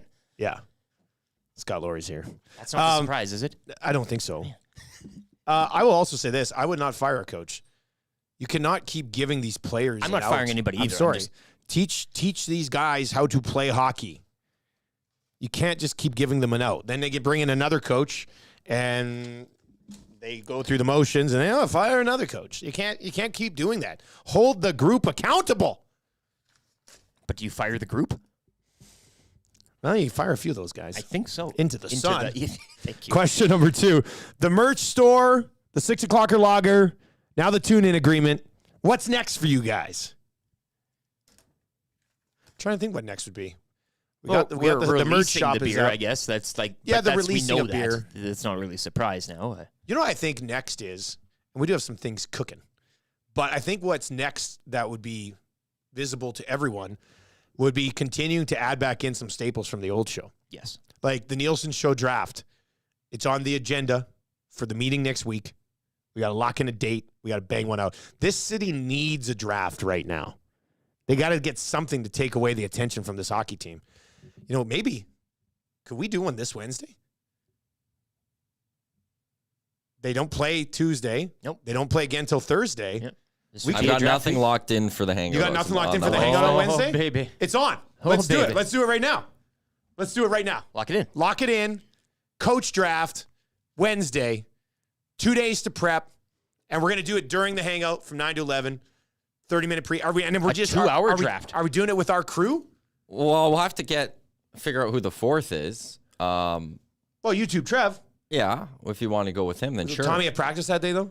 No, because we forced him to come here. Yeah, I think so. Who's all drafting? Let's Do we be need honest. 4 people If there's no drafting? game day, Who cares about practice that and day? they usually would draft later, and Yeah. You know, So me, Eric, Tommy. I could bring for the first half hour. It could be me, and I'll bring each of you on for a couple minutes as you prep. I do like that idea. I'll just a bring, one-on-one. I get a little We're bringing a plant. 5 minutes with each of you. Then you guys could go prep, I and love then that. I love that. and then We could be wheeling and dealing, 9:30 we'll bring you all in. We'll do the actual draft, and the final half hour, for whatever time we left, That's I amazing. could just talk with each of you. So Brian Williams at I'm Nielsen Show drafts. I'm both Brian Williams host? and Gary Bettman at the Wow. exact same time. Nobody's ever right? done Like, that. I'm gonna do both. I'm gonna have to grill myself. I'm Like I'm gonna have to ask myself questions, the hard questions. That's about incredible. like I'm gonna have to jump back and forth between seats. Oh, And I'm like, very excited for this. Okay, it's happening. TV movie coach draft. Fired up. Next Wednesday. Full 2 hours on the hangout. Jay Pregame, does postgame. want in. I'm just gonna Milne throw that wants out there. in? Milne does say he wants in. He He's goes on me. it. Glue So. guy. Well, that's. I don't know if we go. Is it too much to put YouTube Trev in that I'm spot? wondering if It we're might putting be. a lot on It YouTube might Trev be. there. To roll in. He's never even watched one of our Yeah. drafts. I don't even think he's seen an episode of Coach. So Like, really? I You would, gotta kinda, Hayden Fox is going to slide on his draft list. Well, you know what? Maybe. Jay's going to be in today. We could talk to him. Okay, yeah. Who is he with? Bunting. D. Beeson. Yeah, the three of us will be Maybe on. bring that That's Wildcat gonna be merch, great. Jay. Okay, well, that's great. Hangout's going to be awesome today. Okay, let's get Ceresna. We'll answer the third question. You get Ceresna ready to go. All right, so I guess that's what's next. Next Wednesday, coach draft. Myself, Lieutenant Eric, Tommy Gazzola, glue guy Jay Milne. However, if Tommy can't make it because he really wants to go to... No, Tommy makes it. We just make the call on that. Tommy, Wednesday, you're here for the draft. We need somebody to screw it up for us. Question number 3. This came in the nasty chat. Said, why don't you two guys debate if McDavid will ever win a Stanley Cup and give honest opinions if you're allowed? Who's stopping us from giving honest opinions? What's that, me stopping myself? What's the question? Thinking he's Will gonna McDavid win? ever win a Stanley Cup? I don't know. Here, I'll give you an honest opinion. He will win a Stanley Cup. I'm just not sure it'll be here. Okay. We're not sure yet. But Connor McDavid does not retire without a Stanley Cup, whether it's here or somewhere else. There's your honest answer. Is that the honest answer you wanted? There's this one guy who's just stirring things up in the nasty chat today. I like it. Also, at 162 likes, we got to get that to 200 to keep our streak going. Last 2 days in a row. So pound that thumbs up. Joe Balaneski says, I volunteer as a tribute to draft. Yeah, that'll be good. Did somebody just knock on the door? Bring that in. Surprise? Yeah, I think this is the surprise. Scott, can you let him in there? It's a stripper. No, it's not a stripper. One sec. Let's just see what is coming in here. Yeah, I think there's a little bit of a drop off coming here. Let's get to Jake. Let's bring in Ceresna. Let's take a look at give it your local spin here for United Sport and Psycho, where the hockey sale is on now and it is continuing to roll along. Actually, oh yeah. What do you think about that? Oh. What do you think about that? Nice. Yeah? Hey, we'll get to that after. Hey, surprise! We'll get to that after we chat with Jake for United Sport and Cycle. The breakaway hockey sale is on now, up to 35% off on hockey gear, all the way up until November 1st. So that is next week. Once again, nominated Defensive Player of the Year for Edmonton. Jake Ceresna joins us on the show this morning. Jake, good morning, buddy. How you doing, man? Doing good. Thanks for having me. Hey, yeah, no problem, man. Thanks for taking the time here. Quickly, let's just start. I mean, because technically is your off season now, so let's just start there, man. What are the plans for the off season? Do you stick around? Do you go back home somewhere? What's happening on that front? My plans right now are to stick around for the off season. Probably just go home for Christmas and the holidays, but be here in Edmonton for the majority of the off season. I like to be here and kind of train with some of the teammates. And just stick around the city and do some events and appearances and just kind of be part of Edmonton. Well, that's good news. I think people here in Edmonton would love to see you around in the offseason. I know Chris Jones was on earlier in the week talking about how there's going to be a lot of guys who are going to be sticking around for you in the offseason this year. So I think that's pretty encouraging. We've been saying on our show here and just calling a lot of your games this year for TSN. You look at it and it seems, I know it was 4 wins again, but to all of us watching on, it does seem like it's trending better into next year than it was into this season. Do you have that same feeling about this group? Yeah, I'm optimistic that we're going to be a much better team next year.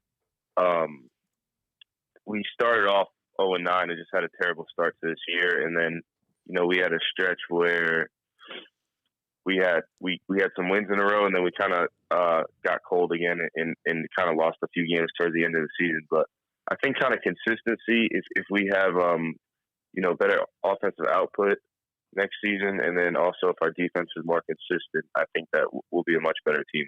Where does that consistency come from? I know you guys, especially on the defensive side, like you had some younger guys, but some of them had nice seasons. Like Kai Gray is going to be in the mix for probably the Rookie of the Year in the West. Darius Bratton, I thought, made some really good plays along the way. Does that consistency come from just those guys getting reps, or does it come from the way you guys prepare, or how do you generate more consistency as a group? I think it is, we had a lot of young guys in our secondary, so them having another year under their belt is going to help us a ton. And then also just we had some key injuries and key guys go down during the year. So if those guys can stay healthy, And if we can stay healthy as a team throughout the season, and then those first-year guys are now second-year guys, and they have those reps under their belt and they have that experience, I think that's going to just help us be more consistent as a defensive unit. You had an excellent season once again. At this stage of your career, do you still learn stuff along the way in the season? Like, what did you learn about yourself or your game, or how you were able to be so effective this year? Every day I'm learning stuff. You know, even when there's rookie guys that come in, and I try to learn from them. You know, I'm always keeping that open mind of always looking for new information, always looking for new ways to do things and see how other people execute their job or play the defensive line position. So I'm always trying to learn new things, and I'm always trying to get better. I think to keep that growth mindset and to keep that mindset of not thinking that you know it all, just kind of helps me keep becoming a better player and keep having great seasons. So I just always want to keep learning. I always want to learn from whoever I can, and it's been paying off for me. Jake, as Dusty mentioned, good season number-wise for you personally, and going into next season, I guess, where are the things you're looking to learn specifically? Is there a certain part of your game that maybe you weren't totally impressed with this season and you're looking to better next season? Or where's your mindset going into the offseason? And specifically, I guess, for you personally, what would you be trying to look to improve on? I would say to develop more pass rush moves that I feel more confident in. And then also just I always want to like outdo myself. I always want to get better and have a better season than I had the year before. And I feel like this year, even though I did have a great season, I feel like I left a couple plays out there on the field where I could have even had a better season. So I'm always looking to get better. And I just want to develop more pass rush moves that I feel confident that I can use in the game to make me a better player and to make me more unpredictable and versatile. This is going to sound ridiculous, but I just got a real creative thought when you're like, I want to develop more pass rush moves. Like, do you come up with, like, are you drawing that on a napkin and be like, oh, I can do this, or I can do this? How creative will you get here? Or do you look at other guys around the league and go, you know what? I could put that into my repertoire. Please tell me it's the drawing them on a napkin, because I'd love that. It's usually it's watching other guys in the league and seeing what moves they use. And it's unfortunately not drawing it on a napkin, but it's just, you know, I can do all pass rush moves. It's just how much confidence do you have in it during the game, and how much confidence are you going to use it, like throwing it during a game? You usually just go to the moves that you just have so much confidence in, and that, you know, are tried and tested for you that you know are going to work. So it's kind of developing that in the off season. I have a trainer and a couple other defensive line guys that I work out with, and we just constantly rep those pass rush moves so that it becomes super confident in the off season. So then when I get to the season, that I'm more confident using them, and I feel better about it. Let's continue with this, you know, pass rush moves here. What would be your one or two go-tos right now? Like, if in a video game, if somebody was like, okay, you push X and Ceresna does this, and you push Y, he does this. What are the two like go-tos for you? Two go-to. So like my first one I would say is like speed to power. So I try to run up the field as fast as I can and get the offensive line moving his feet. And then once I see him moving his feet backwards, if he's keeping up with me, that usually means that he's kind of off balance, or he doesn't have a lot of weight. So then I just power into him and push him back, and then I slide off him and get to the quarterback. And then a counter off that I like to use is I kind of do the same setup, but then I show him my hands, and it's called a stab club. So I stab his chest like I'm going to power him, and then once he throws his hands to react to that, then I club his hands away and swim over him, and then I get by him quicker.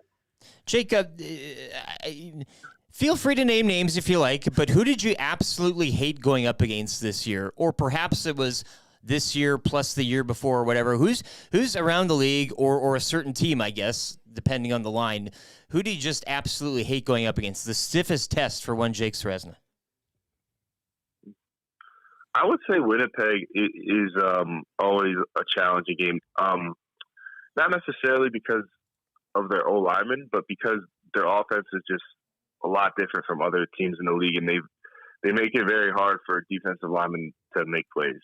And also, like, we've struggled against them as a team. So they've been a great challenge for the past couple of years, and I just want to beat them so bad and have a great game against them. So, and they're also one of the top teams in the league too. So, definitely a challenge. Their offense is just so different, and a lot of it is just quick passes and screens out to the ends of the field, stuff that kind of takes defensive linemen out of the game, where you're just kind of running around and not really making any plays. So it can get frustrating playing those guys. As always, man, great chatting with you. Enjoy your off season. We'll try to check in again here at some point. Absolutely. Thank you guys for having me again. I appreciate it. There you go. That's Jake Ceresna, who later on today will be drawing moves on a napkin somewhere, being like, maybe this is a good idea. You gave him the idea, and you could tell he kind of wanted I think so. maybe a few jotted down. That's hilarious, but wait a second. He's got a good point. This text in and says, Chris Jones here. Tell Eric to stop asking my players about last season. Man. We're not talking about the past. Man. That's a good text from T-Roy. Body ain't even cold. Yeah, that was good. Hey, we do have a gift certificate to United Sport and Cycle. That's part of what we got going on with the local spin $50 gift card to United Sport and Cycle. All you have to do right now is text in the player that we just had on the show. Like, that can't be difficult. Oh. Who did we just have on the show? Text it in at 780-218-9999, 780-218-9999. And then one of us does have to swing by United and pick up those gift cards. They're sitting there waiting for us. So one of us will be in the area and snag those next week. But if you want to get your hands on it, 780-218-9999. Who did we just have on? We'll get to Sobeys and Safeway Liquor Beer of the Week in just 1 second. But we had a little special job. I told you guys there was a surprise coming. Rick, go grab a couple of those. Go grab a couple of those boxes. This is this is we've been having some fun around here with what did Tommy call it? A sandwich? Is that a sandwich? So anyway, the Italian center shop. I've been emailing back and forth with Joe. We're trying to get some sort of a deal done, and Joe's like, "I'm going to drop some stuff off for you guys." So let's find out what's in the box. What's in the box? It could be anything in that box as long as it's got that logo on it. Huge thanks to the crew at Italian Center Shop for dropping these. Oh my God! Look at these donuts. Look at these Italian Center Shop donuts. Are you kidding me, Maddie? I want to. Oh, they smell delicious. You smell these things? I thought all donuts had to be stale, like Give the them a ones at whiff. Tim's. Let's look at that. My goodness. Is this another box of donuts? How many donuts does a group need? Oh! Wow. What are those? Let's see this. HGH donuts here. Let's pass Some these sort of out. pastry. Hey, These things are heavy. We need like a what'd you call that? crane in here. Are you kidding me? A donwich? Is that a Danish? No, that's what the Italian call a Danish. Danish. Right? I think that's what Tommy would probably say. Well, look at that. Holy smokes. Poor glue guy's going to roll in with his homemade squares today. Everybody like, sorry, man. Like, this is a tough look. Oh, dude, I got to get in on one of these right here. That looks like the classic honey dip. I went with the classic Yeah. like glaze. Good one. Oh, it's so good. It's like there's a nice chill to them right now. Yes. Fresh. My God. These are really good. Huge shout out to Joe and the crew. Not only do they make delicious sandwiches, they make delicious Sandwich. donuts. Sorry, And the sandwich. pizzas. The pizzas are great too. Buy pizza. Treat yourself. Pizzas are, oh my goodness. You take them home, put them in the oven. Some guy's asking, who's glue guy? Have you not listened to the Hangout? Jay Milne's glue guy. All right. Are we going to do the quick switch? Well, this is going to have be to tough be. now. You got to finish that donut. I'll put these donuts. I'm going to try to eat this donut. We're going to have to get these out. Yeah, 'cause Let me bring up the. give me a countdown. Let me bring up the beer song here because we're going to get into Sobeys and Safeway Liquor Beer of the Week. We have 1 minute and 16 seconds to make this switch, boys. Let's do it. Sobeys and Safeway Liquor Beer of the Week on The Nielsen Show, only on EdmontonSportsTalk.com.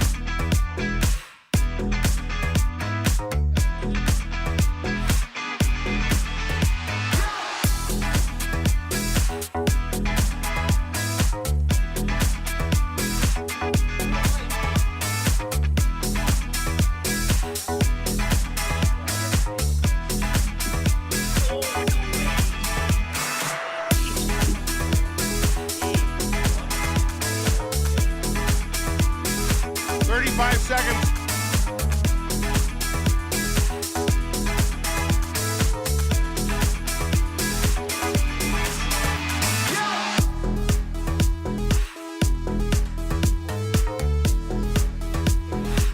The donuts are great.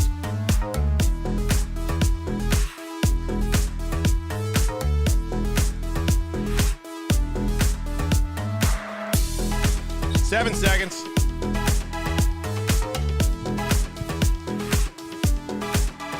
And welcome back. We made it.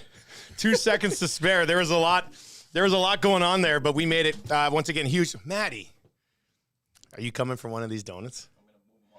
Oh, yeah, I put them on the floor. It was the only place to go. Yeah. Well, there's lots of places to put them. I wanted to keep them close. They're delicious. Huge thanks to the Italian Center Shop. We got 2 more boxes out there. What a great Friday. Holy. Who cares if the Oilers can't score a goal, right? All right. How you doing, buddy? I'm doing real good. Hey, how'd your Rangers do? We drew. It doesn't matter how you're written. We drew. You drew. 0-0. It was tough to watch. The classic 0-0 draw. It was tough to watch at the beginning. We got absolutely we're getting throttled basically for most of the game, but then came back in the end and kind of felt like we could have won it. So a point earned. Point earned. Yeah, they looked better than they have. New manager, so new system. So a 0-0 draw is better than 3-0 loss. Yeah. An away point, I'd like to say. You know, it's that helps. That counts. Not the New York Rangers, right? No, my goodness, the game was hard to watch. Hey, we announced our label last week. Yeah, it was the one that you liked. I thought it was the right You choice. think it pops, eh? I love it. I think, and now looking, I got the rendering of how it looks on a can too. Do you? I'll bring it up for you. Now I can't stop looking at the Alley Cat. When I go into my stores, I see the Alley Cat, and I just imagine how it's going to look on the shelf next to them, and it's going to fit perfectly. Like that label is bang on. It's about to go to another level. That label is going to look. Yeah, there it is. Yeah, How's that look on a can? That looks fantastic. It looks awesome. Award winning, you could argue. Yeah, that looks so good. I mean, odds are we are going to win an award with this beer. Well, probably, yeah. If we don't, the entire experiment was a huge failure. And just means we have to try again. Yeah, I'll have to try again. Yeah. Exactly. Yeah. With the Ale of the North. That's what we're really working for. All right, I see this. We've had these guys before. We've had these guys before, yeah. for sure. So we're going Citizen Brewing out of Calgary this week. So we've got 4 different beers, and it's going to be kind of fun because we've got 4 different kind of good styles. The beer of the week is a 4-pack of these, $13.99 for 4 tall boys. Again, Citizen's kind of cool. We're going to go with there's a Mexican, senior citizen Mexican lager. Okay. Which is kind of, when you think of a Mexican lager, a lot of them are light colored. This one's not. This one's a little darker. It's a dark Mexican lager. So it's got a little bit of, interesting. It's really, really good. We got the batch number 1, a session ale, which a session ale is always nice because you can mix in a lower alcohol, have a few of them. If maybe you don't want to go to completely non-alcoholic beer, Session's perfect. We've got the Belma and Louise, a New England Pale Ale. The Belma and Louise? Belma and Louise. and then we've got the Hijacked IPA, which is I think that was the beer of the week last time. Tells a story about their food truck getting hijacked right before they were supposed to open. I recall that, yeah. Oh, that's right. Yeah, I remember that story. So again, $13.99 for tall boys. Another one of these breweries started by friends, home brewers, and they said, let's do this for real. Just like us. I try to pretend now that we're like brewers. Yeah. And that's our story too. That's why you wear that apron all the time. The only reason we started this guy. was so we could get a beer. Right? Yeah. Yeah, I know. Yeah, that's really the only reason. You're like kind of like the radio craft. You're the grandfathers. When you look back and there's hundreds of these, you guys will be. Remember when the Edmonton Sports Talk started? Exactly. Yeah. The Camet Alley Cat doesn't know, but we're gonna try to oust him. We're gonna try to take it. Surprise! We gotcha. Yeah. So this is the Senior Citizen Dark. It's 5%. It's really kind of a cool. Again, a lot of the Mexican lagers are light, kind of crackery. This one's got a bit more malt to it. Is that just for fun? Just to kind of make it just something different? Yeah, exactly. I mean, it's just to be different. This one gold in 2021 for the American Amber Lager in Canada. Jeez. So it's award-winning. Award-winning beverage. Yes, and all 4 of these are really, really good. So Citizens makes great beer. All right, let's do a cheers to the Sobeys and Safeway Liquor Beer of the Week podcast, which you'll be able to listen to this on. So if you're watching right now and you just want to get like the feed of just the Beer of the Week every single week, subscribe to the podcast. Yeah, Let's do it. Cheers to technology in 2023 and finding podcasts so easily. Oh, man, that's really good. That's really good. That's nice. That's gold medal worthy. Yeah. It's clean, crisp. You could drink a bunch of them, but it's not super light. It's not like. Are there lots of dark Mexican lagers out there? I feel like no. Okay, that's what I said. Most of them are that light, crackery kind of. Some of them have a little bit of salt to them, taste to it. This is not that. This is a nice light. Yeah, not a dark taste though, or anything like that. It's still light, but a darker color. Really, really nice. So then let's go now with the batch 1 session, 4.5% alcohol. Again, low IBU. Session. We probably should have had this one first. My bad. But Kyle the Embalmer's in and says a Calgary beer on Heritage Classic weekend. Oh, yeah. Well, somebody's got to get that rivalry going. Might not be the Oilers. Yeah, exactly. So again, ooh, wow, 4.5% dry. So this is a dry hopped blonde ale. So you're getting some of that hopped come through. So a lot of session ales are extremely light in their flavor and smell. This one's not that. It's got a little bit more going on with it. It's just that lower alcohol with it. So clean, crisp, dry hopped, big citrus flavoring to it. Nice beer. How about a cheers to new partnerships and the fact that you can now get Edmonton Sports Talk on TuneIn, on the TuneIn app, now available, making all of our lives easier and better. Yeah, it's not like crazy hoppy. No, Yeah. I find you get more citrus at the finish. Okay, wait, stop right there because Okay. when I first smelled this, Yeah. I thought, no, there's a little citrus smell there. Yeah. But then you're just like, well, no, it'll be hoppy. And I was like, well, I must be way off. No. My nose on this one's not reading right, but I did. You do, for sure. Damn it. Look That's at you, good. man. I'm becoming a Beer judge. beer connoisseur. A or beer whatever it is. judge. Yeah, beer judge. Yeah, Oh, yeah. man, I'd love to The be a beer judge judge. is- Yeah, in a lower level event where it doesn't really mean that much. That's what I'd Why like not? to Just judge. pull I it don't back. want the Let's- pressure. yeah. of Have your score, you know? Celebrity judge. There you go. Okay, You yeah, take that's that nice. seat, right? Yeah. My vote only counts for like 0.5% or whatever. Yeah. Okay, Belma and Louise. I love this name. Okay. Do we have to hold hands while we do this? So they Right when they drove off the spoiler alert, they drive off a cliff and kill themselves, and they're holding hands while they do it. So Belma is a type of hop. So that's where the Belma comes from. Belma hops are in here. So that's the name. Is that a location? No, it's just a type. Okay. Is it a regular type of hop, or is it kind of like a different? It's pretty rare It's hop. like, yeah, it's not one that you normally see. But this one here, you get 6% alcohol, ramping that up. So again, whenever you have it, it's kind of hazy. What's little going on in there? haze. I don't know. What's that? What are we getting? I'm a little stuffed up, so I'm like, I don't know what's going on here. Melon. Yeah. Is that what it yeah, is? Little strawberry. There's something good. Little strawberry. Yeah, a little strawberry Something maybe. different. Again, All right, well, this will be good. with the kind of New England pale and the hazy style, you're going to get more kind of that fruity kind of flavoring to it, a little more aroma. Whereas the hijacked IPA, we're going to get more of that resin, floral, pine. So that's kind of the contrast, West Coast, East Coast. So a cheers to the guy who just texted in and said, "Is it time to think about signing free agent Jesse Puljujärvi?" Oh boy! My goodness. Cheers to that one. It's not, but man, wouldn't that be something? I got to do something. Well, I think that's my favorite of the three so far. Right? Yeah, that's really good. Yeah. So it is delicious. I mean, again, that's the Belmont Louise right there. So balanced, a little bit bitterness to it, but just really, really good. And that's one that you're not going to get all of that. Same with the hijacked IPA. You're not going to get all of that in this little sample. Those two, you're going to really kind of need to drink a bit more of them, get a little bit more full flavor. Finish is nice though. Finish is really nice, not heavy, not super heavy on the palate, but a really nice one. That's always that back of the. Yeah, that's where you kind of get it, eh? And when you start salivating, yeah, that kind of bitterness kind of really kicks in. I think that's the cool thing about craft beer. When you start with some of the session ones, they're clean, they're crisp, they're finished, right? Like you kind of get a lot of good flavor and then it's gone. With these IPAs and pale ales, they linger a little bit. Well, that and even some of the vibration, dark yeah. ones, like that kind of velvety, smooth feel of that kind of warm, dark beer. That's what makes all these beers, right? They all have kind of their own experience that goes into the flavors. So this one pours a little. It's a beautiful color.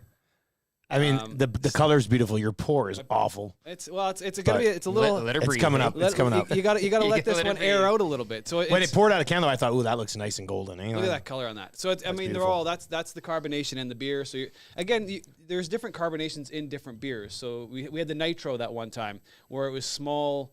Super, super small bubbles, so it poured differently than some of these that are going to be more of your regular style beers. But this one is that food truck, that hijacked tropical fruit combined with a bit of floral, some resin. Love resin. Yeah, just a full-bodied West Coast. Glue guy just rolled in with a box of Timbits.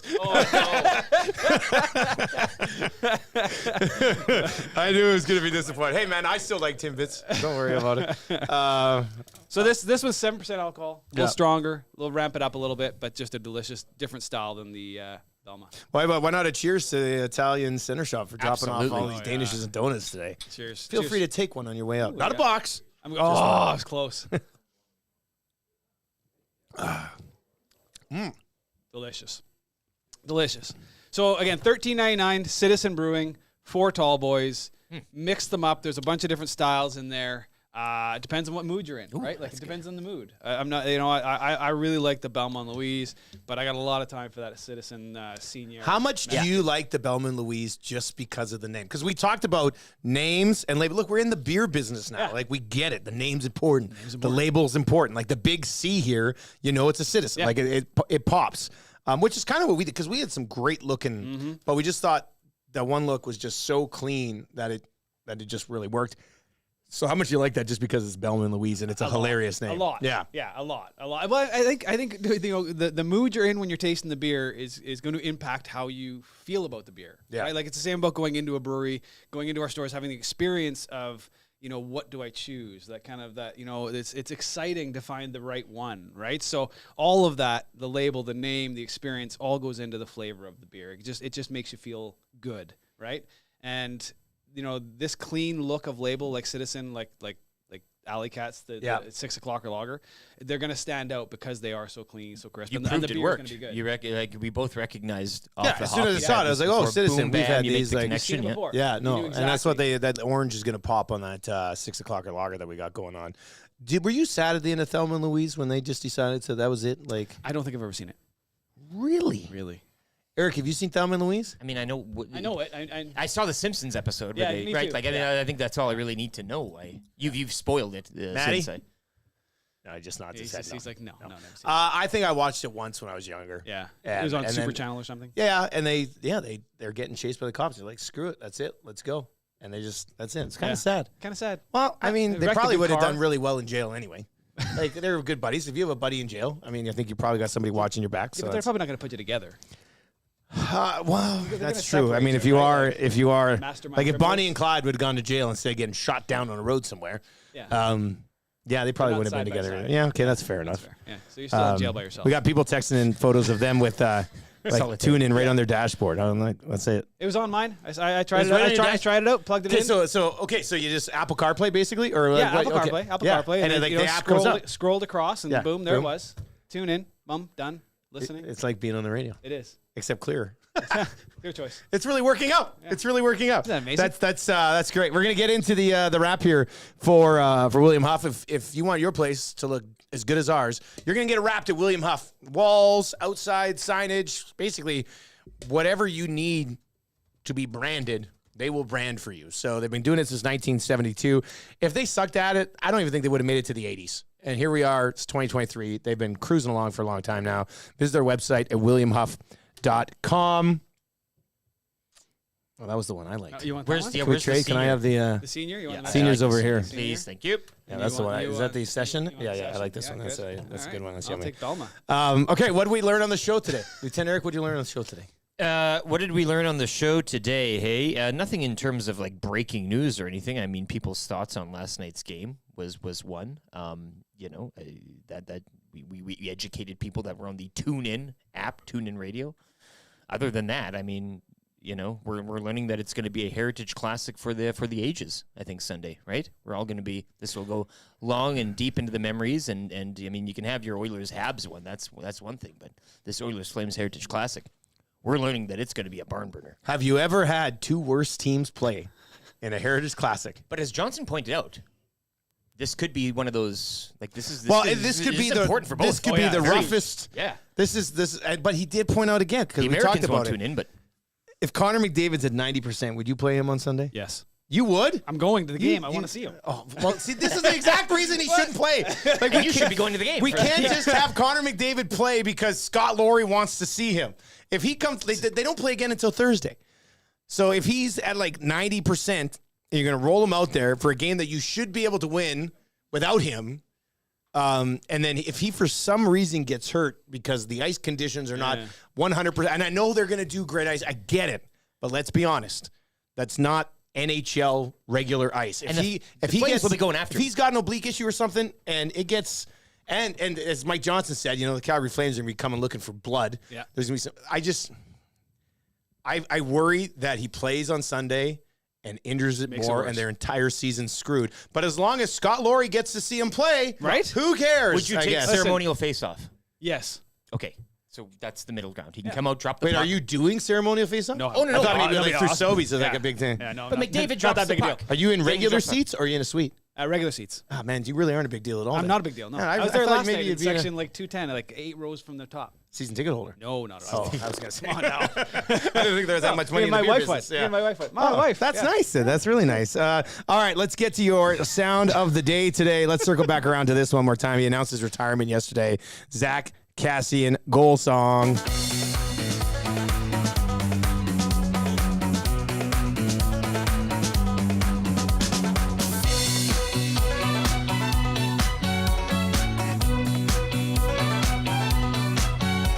There is a certain man with chops upon his face. He is big and strong and finally found his place. Most players look at him with terror and with fear. But to Oiler fans, their eyes he brings a tear.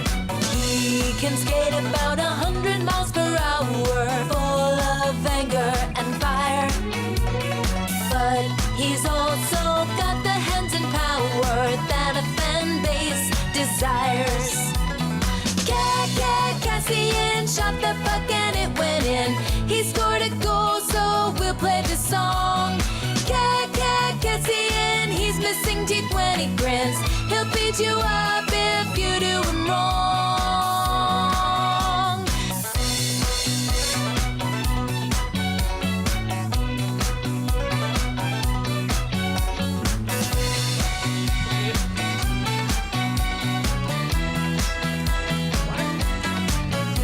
He was a drafted man in the first round long ago.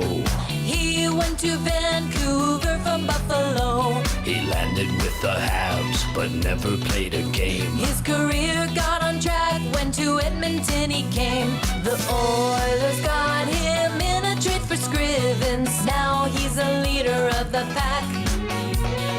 When it comes to casseroles are given, show your rack for Zack. Kassian shot the puck and it went in. He scored a goal, so we'll play the song. Kassian, he's missing teeth when he grins. He'll beat you up if you do him wrong. Ian Goal song here in EST Era 2.0. We're now on TuneIn, changing the game. Dan says, this is the greatest goal song ever. I'm doing leg kicks under my desk, and I can't help it. Played this at 7:40 for my daughter today, and she sent me an audio message. Did you hear that? I heard that. I couldn't tell if you hear it because I'm deaf, apparently. Your headphones are crazy loud. Are they? Like, I know. Let me play. This is from the Muzz when I played the Kassian song earlier today. Let's see here. Thank you, Daddy. I love you so much. That's why we do it. Thank Sorry, I screwed it up. Because your apps are open. I have too many apps open. Close those apps. It's not going to work again. Yeah, I got, wait, how many apps? That's so awesome. How many apps do you have open? So on your I phone? had to look driving in. I had about 17. Yeah, see, and I was about 40 or whatever. It doesn't matter. I had a lot open. I'm surprised you got all those apps. So how many? What do you have open on your phone right now? How many apps do you have open? You close an app every time you finish using it? I close them sometimes. What do we got here? I bet you have 10. 3, 4, 5, 6, 7, 8, 9. Oh, damn. All close. I said 9. 10 and you finished at 9. That was really close. I would have taken the under. Who are you, Shane Pinto? My goodness. Yeah, all right, let's get into text of the day today for A&W. $20 gift card to A&W. Are you laughing at Maddie? Maddie's just exhausted right now, I think. Are you tired, buddy? Oh, he looks like he's tired. All right, let's go. Let's see here. Where do we go for text of the day today? Oh, let's go to this one from Kay. Right, we were talking about what was Shane Pinto betting on if it wasn't hockey, and Kay comes in with Shane Pinto was betting on the Oilers. Technically, not real hockey at the moment. Wow. That's not wrong. That's a pretty deep burn. That's but you know what? At this time, justified. Mm-hmm. Completely justified. Yep. No, that's excellent, Rick. I'll send you that over there as the text of the day. On the hangout today, what do we got coming up here, man? We got Jay Milne, Damon Bunting. They're going to be in on the hangout today, and Norman at Combine and Tube Sock's just been hanging out. Yeah, here. So they brought something for us. Oh, yeah, a little treat, another surprise. We'll trade them for some of these Danishes from the Italian Center Shop. Currency. That should end up being pretty good as well. Lock Shop coming up today. I got to hit the road to Calgary here right after the show to do that game tonight between the Bombers and Stamps. So it'll be Pat and the Cool Bet Boys, and Pat, Jake, and Huss. So Huss and the Cool Bet Boys, and Huss has been on an absolute heater right now. We had that Lock Shop partner parlay last night. It was almost plus 6-1, so that was good. So yeah, they'll try to keep rolling. The NFL picks coming up. I guess I got to send them my best bets too. And I will be listening in my vehicle to the rest of our content all the way down on the TuneIn app. Crystal clear. Crystal clear, static free since 23, and a big day, and we're not done just yet. So follow us. I saw a lot of people have already hit the heart on it. They favored it on TuneIn, which is something you can do. Cool. So yeah, that's pretty exciting. Hangout is coming up for Matty Wanek and Lieutenant Eric and Red Beard from Sobeys and Safeway Liquor. I got to tell you a story about Haji after, by the way. Oh, yeah. Yeah, you're going to be very disappointed. Very disappointed. I am Dustin Nielson. Tell your friends about the show. Tell them to download the TuneIn app, and they can listen every morning, seamless free, to Edmonton Sports Talk. Stick around for the hangout. It's going to be a good one. Tell your friends about the show and take it easy.